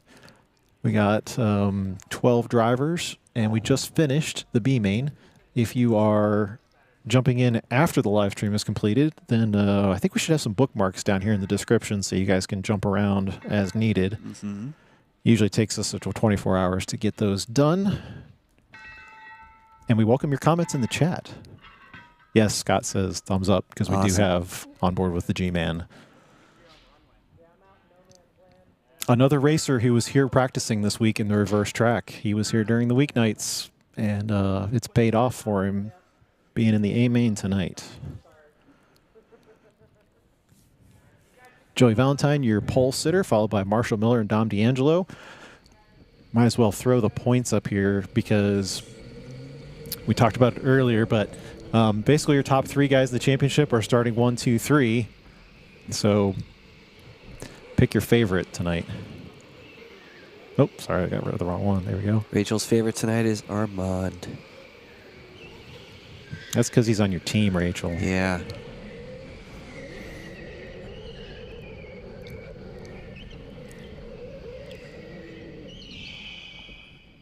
A lot of screeching going on out there. Who else do we have? We have Marshall. Yep, we're on with Joey Valentine, but it's showing backwards, so that's fun. Cool. I Good like to it. see Marshall and Dom D'Angelo right behind. Marshall's in 13. And Dom D'Angelo back there in the back. Interesting. So Joey, the only one who hasn't won this season, starting on pole. Be interesting to see what he does. Absolutely, yeah. See if he's able to pull ahead right away or... We know that Marshall will be bearing down on him. So even last round, so Adam sat on the pole, and he did win the race, but at the very end, Marshall was closing fast. So Marshall always has pace with these races. It'd be interesting to see if he tries to take an opportunity to get by in that number 1 spot. If he is able to pull off a win, it'll be potentially 3 wins on the season for Marshall. He won the first 2 rounds. So this will be the view from Garrett, who's now lined up. He's got Tyler Stevenson and Gavin in front of him. Nope, sorry. I'm looking at the wrong driver. Yeah, no, that's correct. Tyler and Gavin, yeah. As we're going to go overhead and wait for the green flag. Wait for the lights. Good turnaround time from the pit crew tonight. We appreciate everyone from the K1 team making this happen. And we are green for the A main in round number 6. We're going reverse direction tonight at K1 Speed Canton. Joey Valentine off to a great start as we get your leaderboard pulled up here.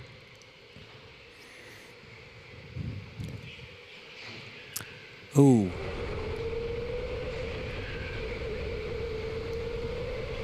One, two, three, ticking the boxes. If there's any 2 drivers that I would guess are probably working together tonight, it's usually Dom and Marshall.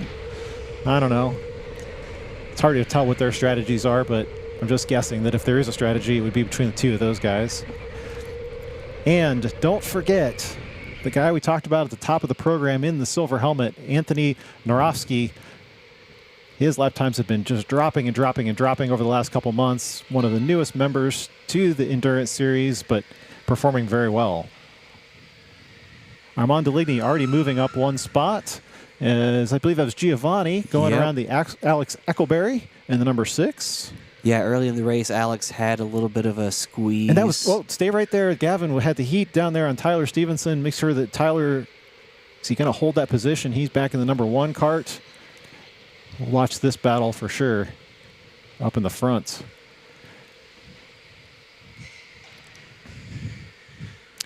His camera's kind of pointing to the sky, but this is an actual onboard with Tyler. We'll look backwards here. Oh no, Marshall Miller pulled over temporarily. He let Dom D'Angelo by. Wow. So I did see earlier in the first 2 laps that Dom was on the tail of Marshall, so Marshall might have realized that Dom has more pace, or it's a strategy play. Very interesting. Also on board, Marshall, wow, waving to pits. Okay, so he's going to ditch right away. Might not be a fan of the cart. I don't know, or interesting pit decision, but it was very odd on the timing of it. Anthony now has the 5 and 6 positions bearing down on him, Tyler Stevenson and Gavin Patterson. Go ahead and follow them, Zach.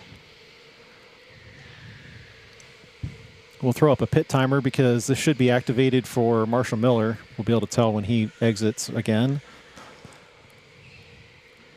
Gavin trying to look to the outside. Yeah, going too wide. But that's not going to work out. Not enough space there. Dom D'Angelo checking out just a little bit. Positions 1 and 2 just right on top of each other. .002 at the line back there. That'll expire time for Marshall Miller. We're going to see if he's back out on track now. And we'll see if he's got clear track space, which he does. And Garrett Hagerman is in the pits as his camera is going to get moved over. So a couple of drivers making the fast first ditch attempt, changing cars.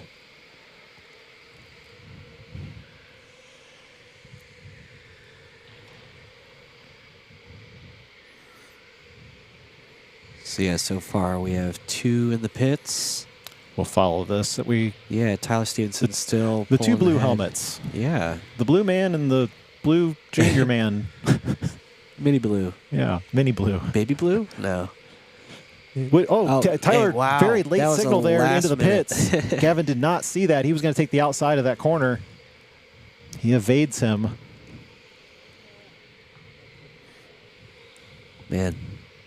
Just wondering about that strategy. We're under 4 minutes into the race, and we already have your top 3 drivers making pit stops. There's that move into the carousel. Alex Eckelberry going wide, and Sean Horgan, I believe, trying to figure out which line he's on as he's going to bump him into 5. Yeah. And Aaron kind of took the carousel pretty fast and wide. Aaron just trying to be there if something happens to pounce. Taking a little bit of a wider line, seeing if you can get on the inside. Yeah, watch Alex Eckelberry in the orange shirt this time to see where he takes the carousel. A little bit of braking action. I think that might be a little tighter line than he took last time. Yep. Sean was trying to take advantage of that.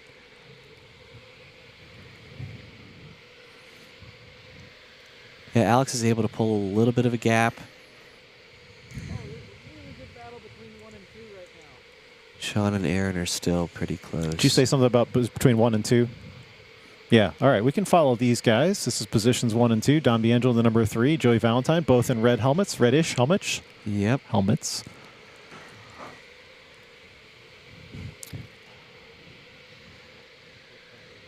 And it looks like Aaron's also going to dip into the pits. We may have the entire field pitted before the first half of the race is complete. So Miles is asking if we get best track time record from events or A&D sessions. It is just for A&D sessions. Yep. So it has to be done within the 12-lap guidelines or 8 laps of outdoors. But no, the events don't count towards the official track record. Yeah, because these drivers are using the boost button, so they do get a... Especially because of boost. Yeah, you're right. Yeah.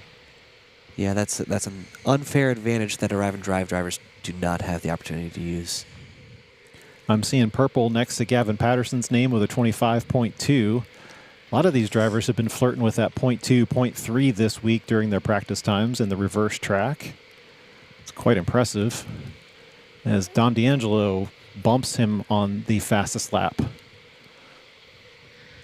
But now is Joey Valentine's opportunity to lock in. He doesn't have anybody in the immediate future in front of his car. So as long as he feels comfortable, then his primary job, just keep Dom behind him. If you were here a minute ago, Marshall Miller had already dipped and pitted early, so we'll see how things sort out. That's him on track. He's now behind the number 9 of Tyler Stevenson.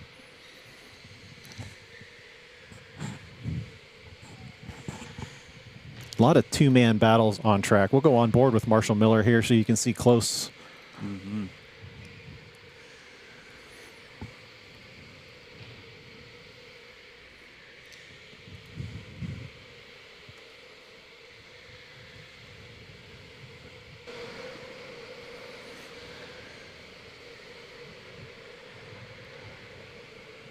We're just checking out the screens as... Oh, Marshall's going to force his way through on the position of Tyler Stevenson. And he's going to tick off that box. even though Marshall scored down in the ninth position, and Armand going to pit the number 14 next Sporting that Christmas sweater. in January. He'll pick up car 23. It's interesting. Some drivers will watch the pits and try to figure out which one they want to pick up during their pit stop. I was never a driver that could actually look fast enough to figure out which car I was going to pick up, but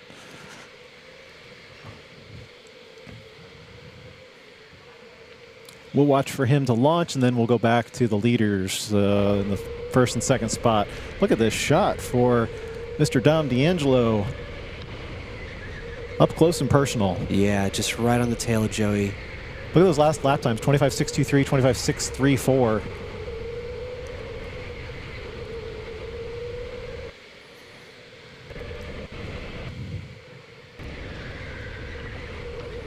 Someday we'll have the boost telemetry on screen so you guys can see it, but the only thing we have for right now is something like that last straightaway. I have to wonder whether he pulled away because of that. I mean, he could have just gotten a cleaner run out of one, but that was a pretty significant gap. But Dom just closing right back in as they're going to tick off lap 19, sorry.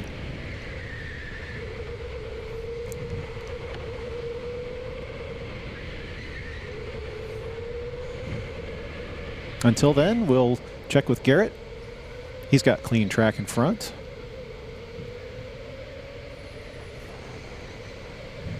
He was riding around on the number 15 machine, which was just used on the last B main.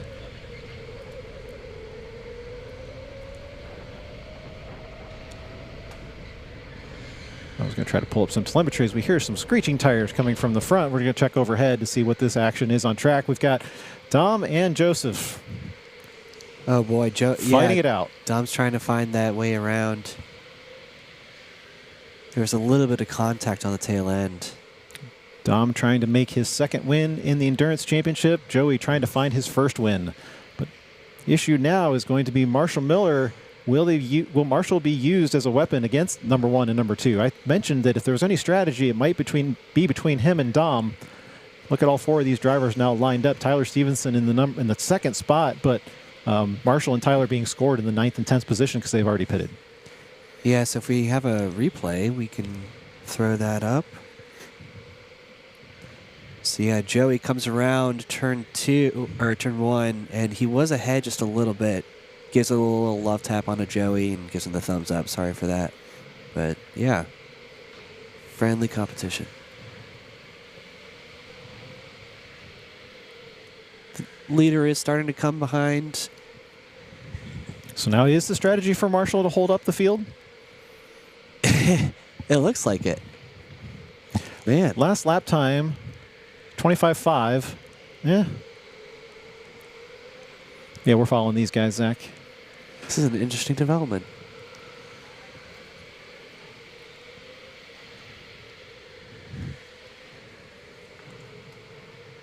Alex Eckelberry comes into the pits now.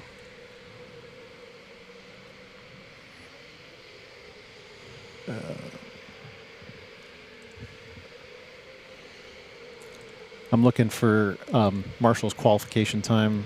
So Marshall was a 25.2 during qualifications.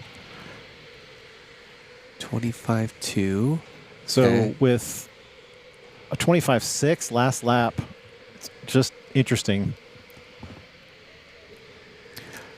But even if it was for strategy, Dom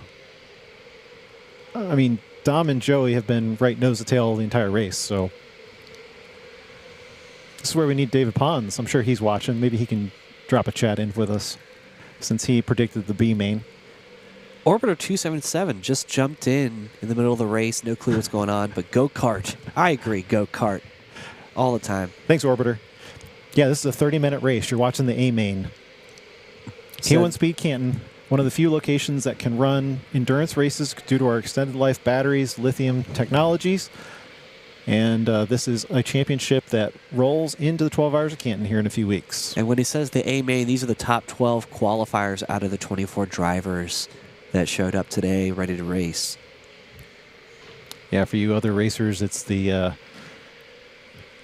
the feature race. Yes.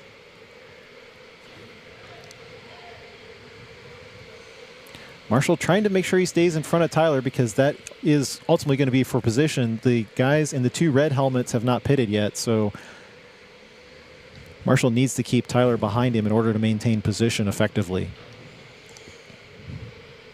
You can see the lap times have significantly slowed down with Joey and Dom, with the last ones being 25.8. They were previously in the 25, low 25, so the 0.3, 0.4s. Pond says, hope Joey isn't wasting boost to try to get away from Dom. That's basically running scared, and it gives Dom the opportunity to stay calm and wait. Completely agree. And I believe Rachel said, Armand made a good stop coming out ahead. His strategy is working. His goal was to be up to P3 overall. Yeah, if there's anybody who can make a pit strategy work, it's going to be Armand. He is the numbers man. Oh, Marshall out wide. That's going to put Tyler side by side as they go into 5. Oh, my Jets goodness. back in, but no, that's going to push Dom D'Angelo into the pits, whether he decided premeditatively to do that or not. But Joey staying right behind Tyler Stevenson.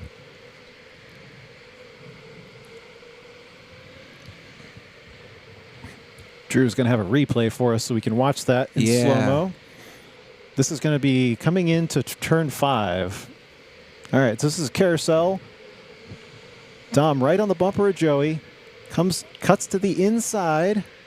Looks like he might go to the outside, but at the last second, Tyler jumps in there. But Wow. without Dom's hand being up, it looks like he may have just decided at the last second to pit.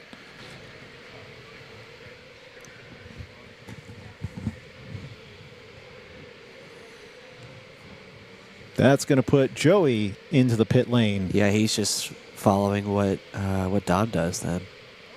So we'll be watching to see where he pits out. So we'll stay with Tyler Stevenson on number 4 right now. We will throw up a pit timer so that when Dom comes in, or I'm sorry, when Joey comes in, we'll be able to see his release time, and then we'll see how this all sorts out.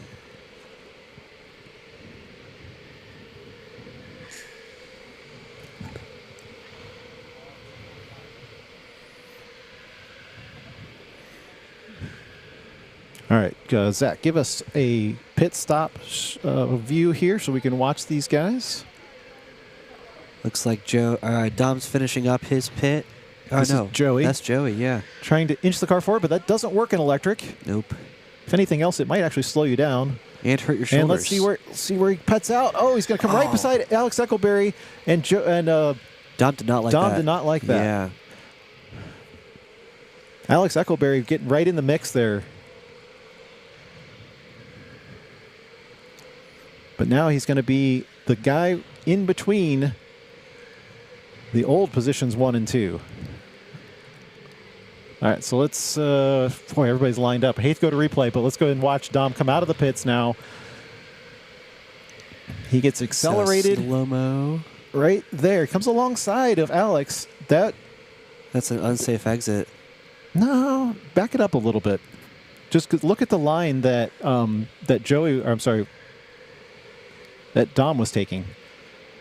So slow and then right there. So he is ahead of Dom. So I don't know. Unless Race Stewart calls anything different, it looks fine.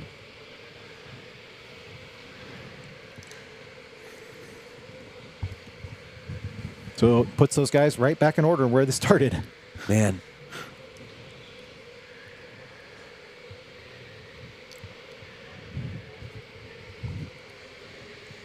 So Pont said that he would have stayed out. Is that if it was the case that he was Joey or Dom? Yeah, hard to tell. Yeah, I guess if someone that you're competing with goes in, Ponta's saying that he would stay out and just try to keep going. We haven't talked about Giovanni Blackerby a lot tonight, but he is effectively the race leader right now, followed by Gavin Patterson, who have both the drivers have not pitted yet to our knowledge.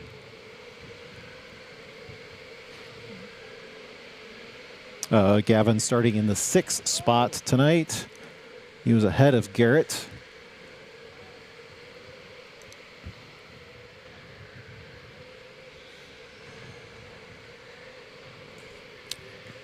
Go ahead. Pon says, definitely an unsafe exit. And then he said, well, what else? Everybody runs wide to the wall in one. Definitely an unsafe exit into traffic.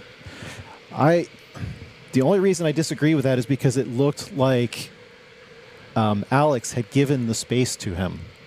So if Alex had run out to the wall so far and they had touched earlier, I think that would have been. Rachel is right. There is a little bit of a difficulty coming out of the pits in the reverse direction because there's not really a bland line. Right. But that's what makes the reverse track a little more challenging.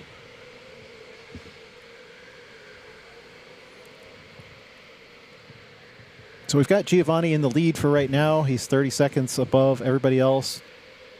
Gavin actually has pitted. So that's interesting. I thought he was still at the top because he had not, but we now have him the effective leader because Giovanni has not pitted yet. So Dominic D'Angelo has overtaken Joey Valentine, so we'll have to find. Oh, yes. Thank you for pointing that out. Let's see where in the replays that happened. We were looking at our pit score sheets as we'll right on board out here for a minute for Garrett so you can follow along with him for a second.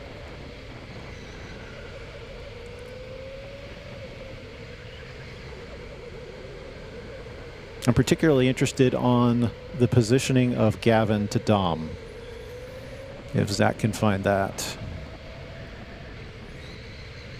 So here I have the overtake. Ready? Yep. All right. So, yeah, Dom just got the inside into Inside the of one. carousel. Yeah, Yep. and Joey didn't like that. He gave him a little love tap on the back, but that was a clean overtake altogether. Well But done he ran by wide. Dom. Oh, no. Now we've got a disagreement between Joey and Dom as we come back to live. Now they're just bumping and grinding for no good reason. We got hands up. That it'd be interesting to see what played into this because we were just coming back from replay, but that just looked a little excessive. Because we saw the pass and there was no problem with the pass. Joey went way wide and Dom just ducked in. That was applicable. So go ahead and play that. All right. So Joey had already gotten back in front of Dom. oh, so he made the pass again. No, this is the pass for the lead right here. Oh, that's right. Yep. All right. So Nope. let's.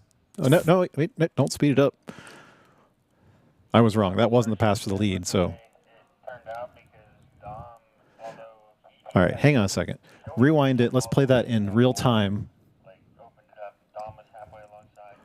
As we've got a stoppage on the track right now. Clock will continue to run because we are not inside the 2-minute warning. Back it up just a little bit, Drew. Let's see their entrance into the carousel. All right, and just play. All right, this is real time. Joey in front, Dom on the inside. So Dom trying to make the opposite move. Joey didn't really like that, but then he just ran him to the outside. Yeah, Yeah, closed him so out. that was definitely taking opposite of the race line for sure. I'll be interested to see what the track staff thinks of that, but I mean there's no compensation for Joey turning back into the racing line. He just kind of squeezed into the outside.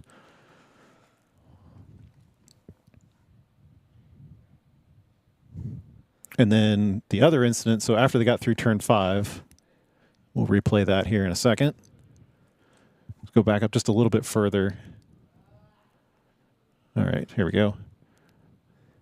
So now Armand's involved in the mix. I'll go into slow-mo. When Dom gets hit, I mean, that was a difference in lines going through 4. And it looks like Joey lost power. Yeah, then it bumped him out.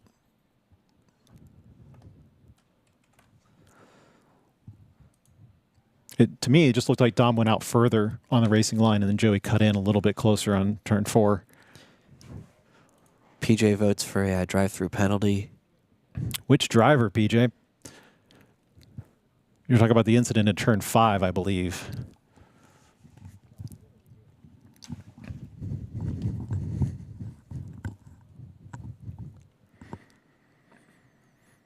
Track staff reviewing the footage so far. Trying to make an expedited decision because we know that Time is still running on the clock. Marshall Miller probably had an interesting view of all this.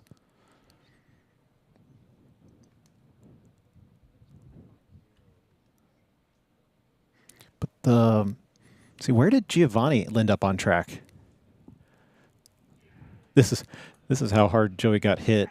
Oh boy. Oh, I'll try to pull the replay on that. So Zach, where's our leader? Where's Giovanni? Gotcha. All right, so he stopped in turn 6, has not completed a pit stop yet. 7 minutes continues to count down on the clock. You replaying that? Yeah, I'm not there yet. Okay. Got one more lap. Here, it's coming. I know it's a difficult decision for Owen to make there on the track for sure. Wham. All right, back that one up a second. So this is Armand getting involved in that turn. This is slow-mo. Boom. Yeah, that wasn't even with Dom. Yep. So Giovanni, no pit stop yet. Gavin Patterson, effectively leader, 43. He just passed the timing line, so he's got additional lap on the board. And the gap, yeah, he's saying, come on, guys, let's go. The gap all the way to the back. Where did he pick up that gap?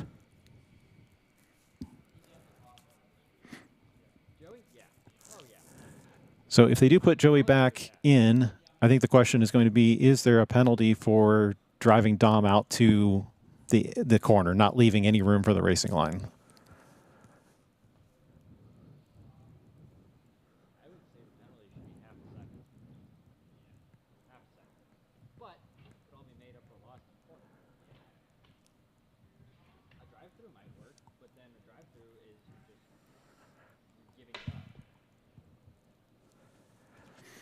PJ saying, clean it up, guys. Yeah, exactly.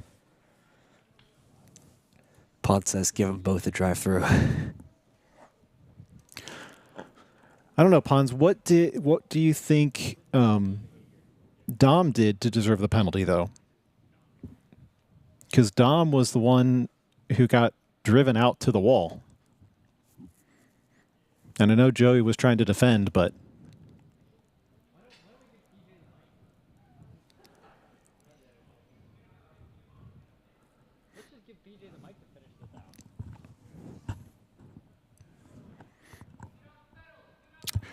Yep, Scott saying time is a wasting. Yes. All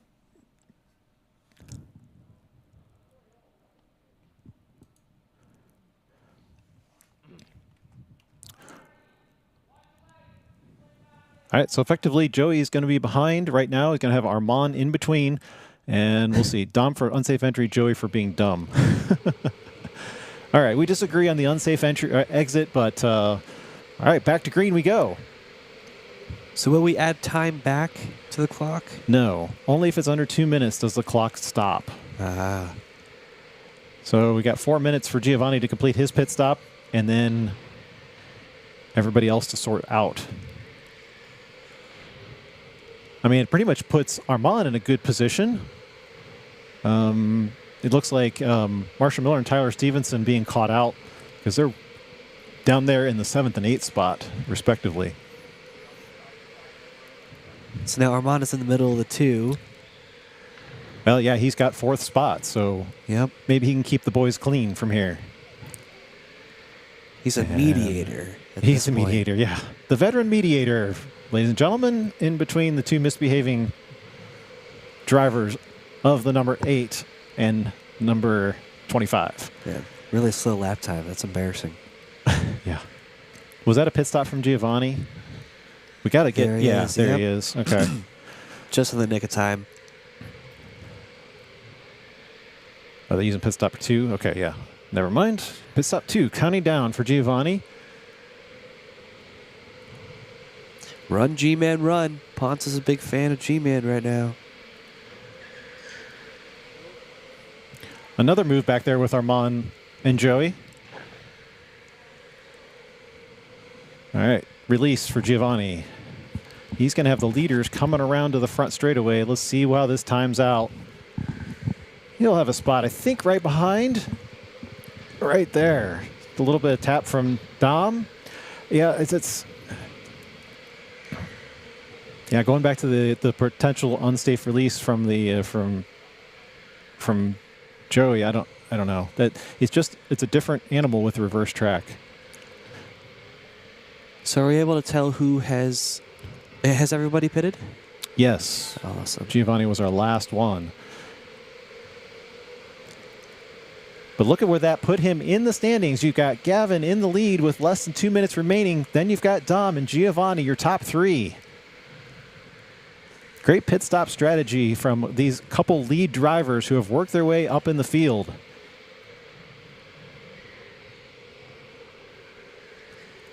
Giovanni starting in the 10th position tonight, all the way up to second. That is a huge move on the field. Same thing with Armand Deligny. Armand actually started in front of Giovanni in the 9th spot, now sitting behind him in number 4. Joey Valentine back down to 5, the 5th position. As Armand trying to give it over under Giovanni. Giovanni's going to have the preferred line going into 1. Going to give him room. How is Joey going to handle that? Joey's going to move up and take advantage of that. Perfect example of how battling 1 and 2 allows driver number 3 to just move on.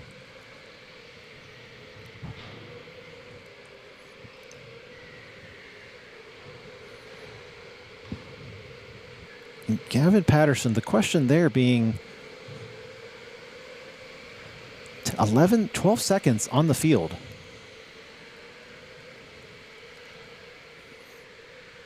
We need our expert pit commentator to try to figure out how that happened. Yeah. So Katie said there was another unsafe pit release. I looked at the replay. Giovanni coming back in. We'll do it quickly. So here's Giovanni coming in just a little bit in front of Dom. That's how he got in the mix. Dom was able to get around him. We'll follow the leaders for the meantime. We got Giovanni and Joseph Valentine with Gavin Patterson checked out so far from the field. Everybody else lined up nose to tail. Anthony Narofsky getting his kart positioned in there in between Marshall Miller and Tyler Stevenson, who we saw battle it out early on. Now the question is just making sure or seeing if Giovanni can hold off this traffic on these last 3 turns as they round turn number 3. Well, this will be white flag here. Or is that for the remainder of the field? Is this white flag for the field? Yes, it is. Okay, yes. So now we're going to field one more lap time. And we'll see again if Giovanni can hold off traffic in these last 5 laps or last 5 corners.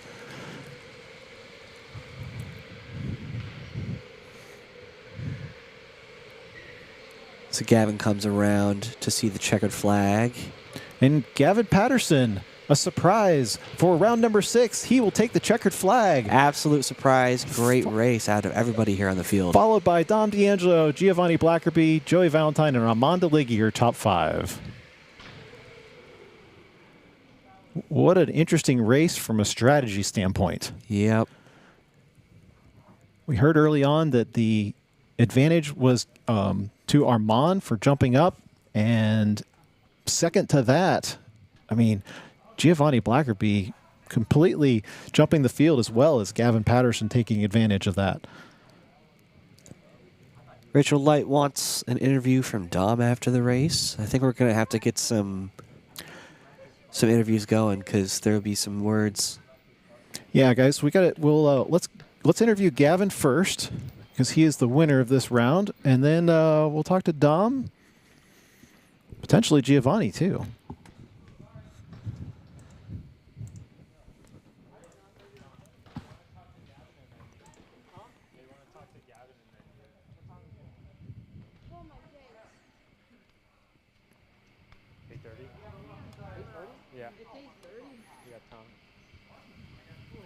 Jacob, you have our race winner. Yeah, those guys down there talking about how this all happened. We want to talk to you. Yep. Yeah. You don't have a choice. Nice job, bro. Thanks. Dude, that was awesome. There's Dave Patterson, his dad. It doesn't matter. I started in 10th. You started in 10? Yeah. Gavin, where did you start? 6? 6. There's the driver of the day, Gavin. Go ahead and look up here to the camera. And Zach, go ahead and get a nice close shot of the winner tonight. How did you pull this off tonight? How did this a pit strategy? What was the deal? Go ahead and put that microphone nice and close so we can hear you. I have no clue, really. No. How about I just had good carts the whole race. Yeah. That's what did it. So when did you pit? I think around the 17-minute mark. Okay, so a little bit, about a little past halfway. Yep. Did you like the cart before you pit, or did you like the cart after? He liked both of them, he said. Yeah. Yeah. I'd say the first one was better, though. Okay. Zach, go ahead Gotcha. and keep him centered up for us. Thank you. All right. Well, Kate, congratulations until we hear otherwise on your official first win. Set you up for good for the 12 Hours of Canton, which I'm sure you're looking forward to. How is your but let's touch on that real quick. So your team has been practicing. How's that been going for you? That's been going good. I'd say we have a good team, good pace. We're all around the same level. Yeah, these guys are going to be ones to watch out for in March for sure. All right. Well, congratulations. Thanks for talking to us. If you want to go ahead and find Dom, was it Dom who they wanted next? Yes. All right. Go ahead and find Dom for us. Okay. Thanks, Gavin. Mhm. And congratulations. I could tell because I was behind him, and I'm like, man, he's hauling. I mean, a couple of these guys were trading lap records on the reverse direction this week. You see up on the board where they're kind of we're missing a 2, but it's 25.33. So both of these guys who were in this competitive race tonight were fighting for those. All right, we have Dom. All right, Dom. 25.22. What? That's the reverse record right now. Oh, The reverse record? Oh, reverse record. 25.22. I was told to tell. Oh, because we're out of 2s. Okay. Gotcha. All right, Dom, quite a race. So Gavin ended up in front of you guys due to pit stop strategy somehow. At some point, it must have been held up because of what, Marshall? Do you think that was a deciding factor? And did you guys have a strategy going into that? Me and Marshall? Yeah. I don't know what Marshall did. It was like it was somewhere between lap 2 and 5. He just like dipped off. It was like, oh, okay, bye. I don't know what happened to him, what he did, where he went, but with the whole Gavin thing, I mean, beautiful play call. I could have played into it too. He was behind me and giving me some bumps, and there was, I think the whole fence was yelling, pit, pit. I'm like, okay, those aren't my people. And then I realized Gavin was behind me. I was like, oh, and then I seen him dip off. I was like, well, I could have took advantage of that maybe. Oh, but, okay. I mean, well, we saw wow. you guys' lap times. You started in the low 25s, 25.2 and 3, and then once Marshall got the pack backed up because of his pit stop strategy, you guys were running the high 25s, right? So, is this what allowed some of the people like Gavin to run away? I honestly, I don't know. I know I was running. It could be. Yeah. Oh, yeah. I remember now. I recall. If that's where, I don't know. I mean, I feel like I should have dipped off a little bit earlier because they were slowing me down. I think it was Joey in front. Joey, it was me, Joey, then Tyler and Marshall, I think, in that pack of 4 for quite a while. Yeah, go ahead and move that microphone nice and close for us. And then what was your call on the situation back there in turn 5? When I got slammed to the wall. Right before that, yep. So coming around the carousel, I admit it was an aggressive dive bomb to get it back, but he left it open again. He made the same mistake, so it's like, okay, took advantage of that. Didn't get around him. We ended up going side by side, and I would have had the inside to 5, that would be right there.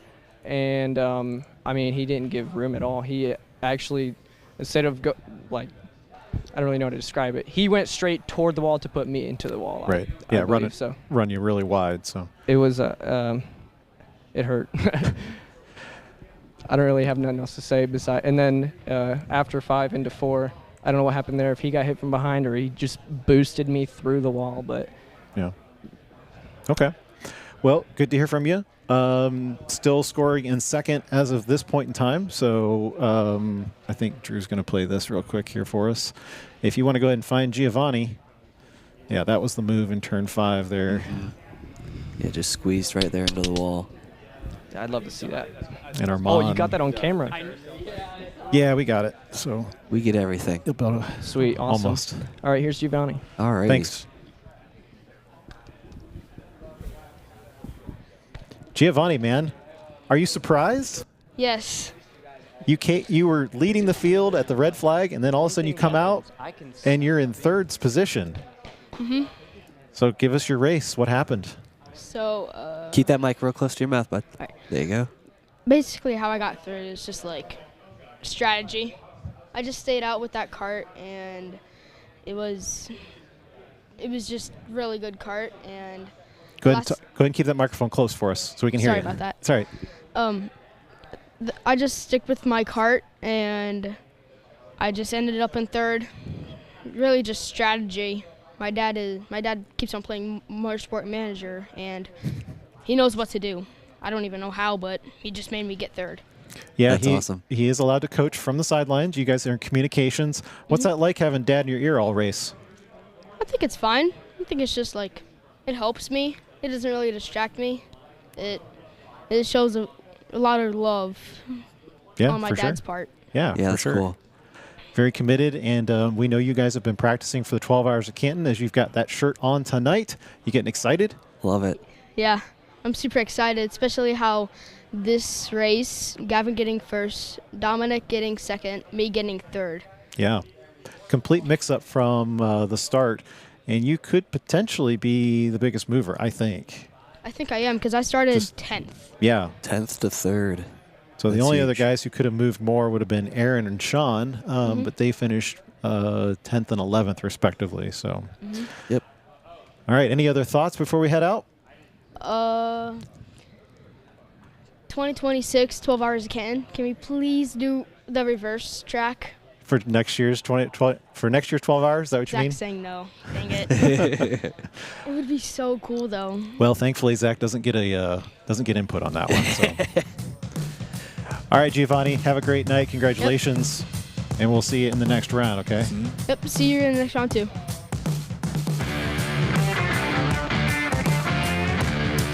Thanks for watching tonight, guys. The biggest compliment you can give us is to watch another one of our videos. We hope you enjoyed the live stream tonight.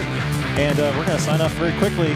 Drew, cameraman? Yes. I wasn't sure if you were going for a high five or what. But No, just last thoughts on the race tonight? No, great race, great competition. There was a little bit of a hiccup, but I think that it was resolved pretty well. And yeah, you just got to fight. You got to race, and it was a lot of fun. Little unexpected win. Gavin from 5th place to 1st. I think that was an awesome comeback and good pit strategy for sure. So. And you don't even have to turn the camera around to show your face That's tonight right. as we Here I sign am. off tonight. Yeah, you're getting the entire thing. All right. Have a good night, guys. Thanks, we'll see you everyone. in a few more weeks. Don't forget, in 2 weeks coming up, the GP Road to the World Championship. Good night, See everybody. ya.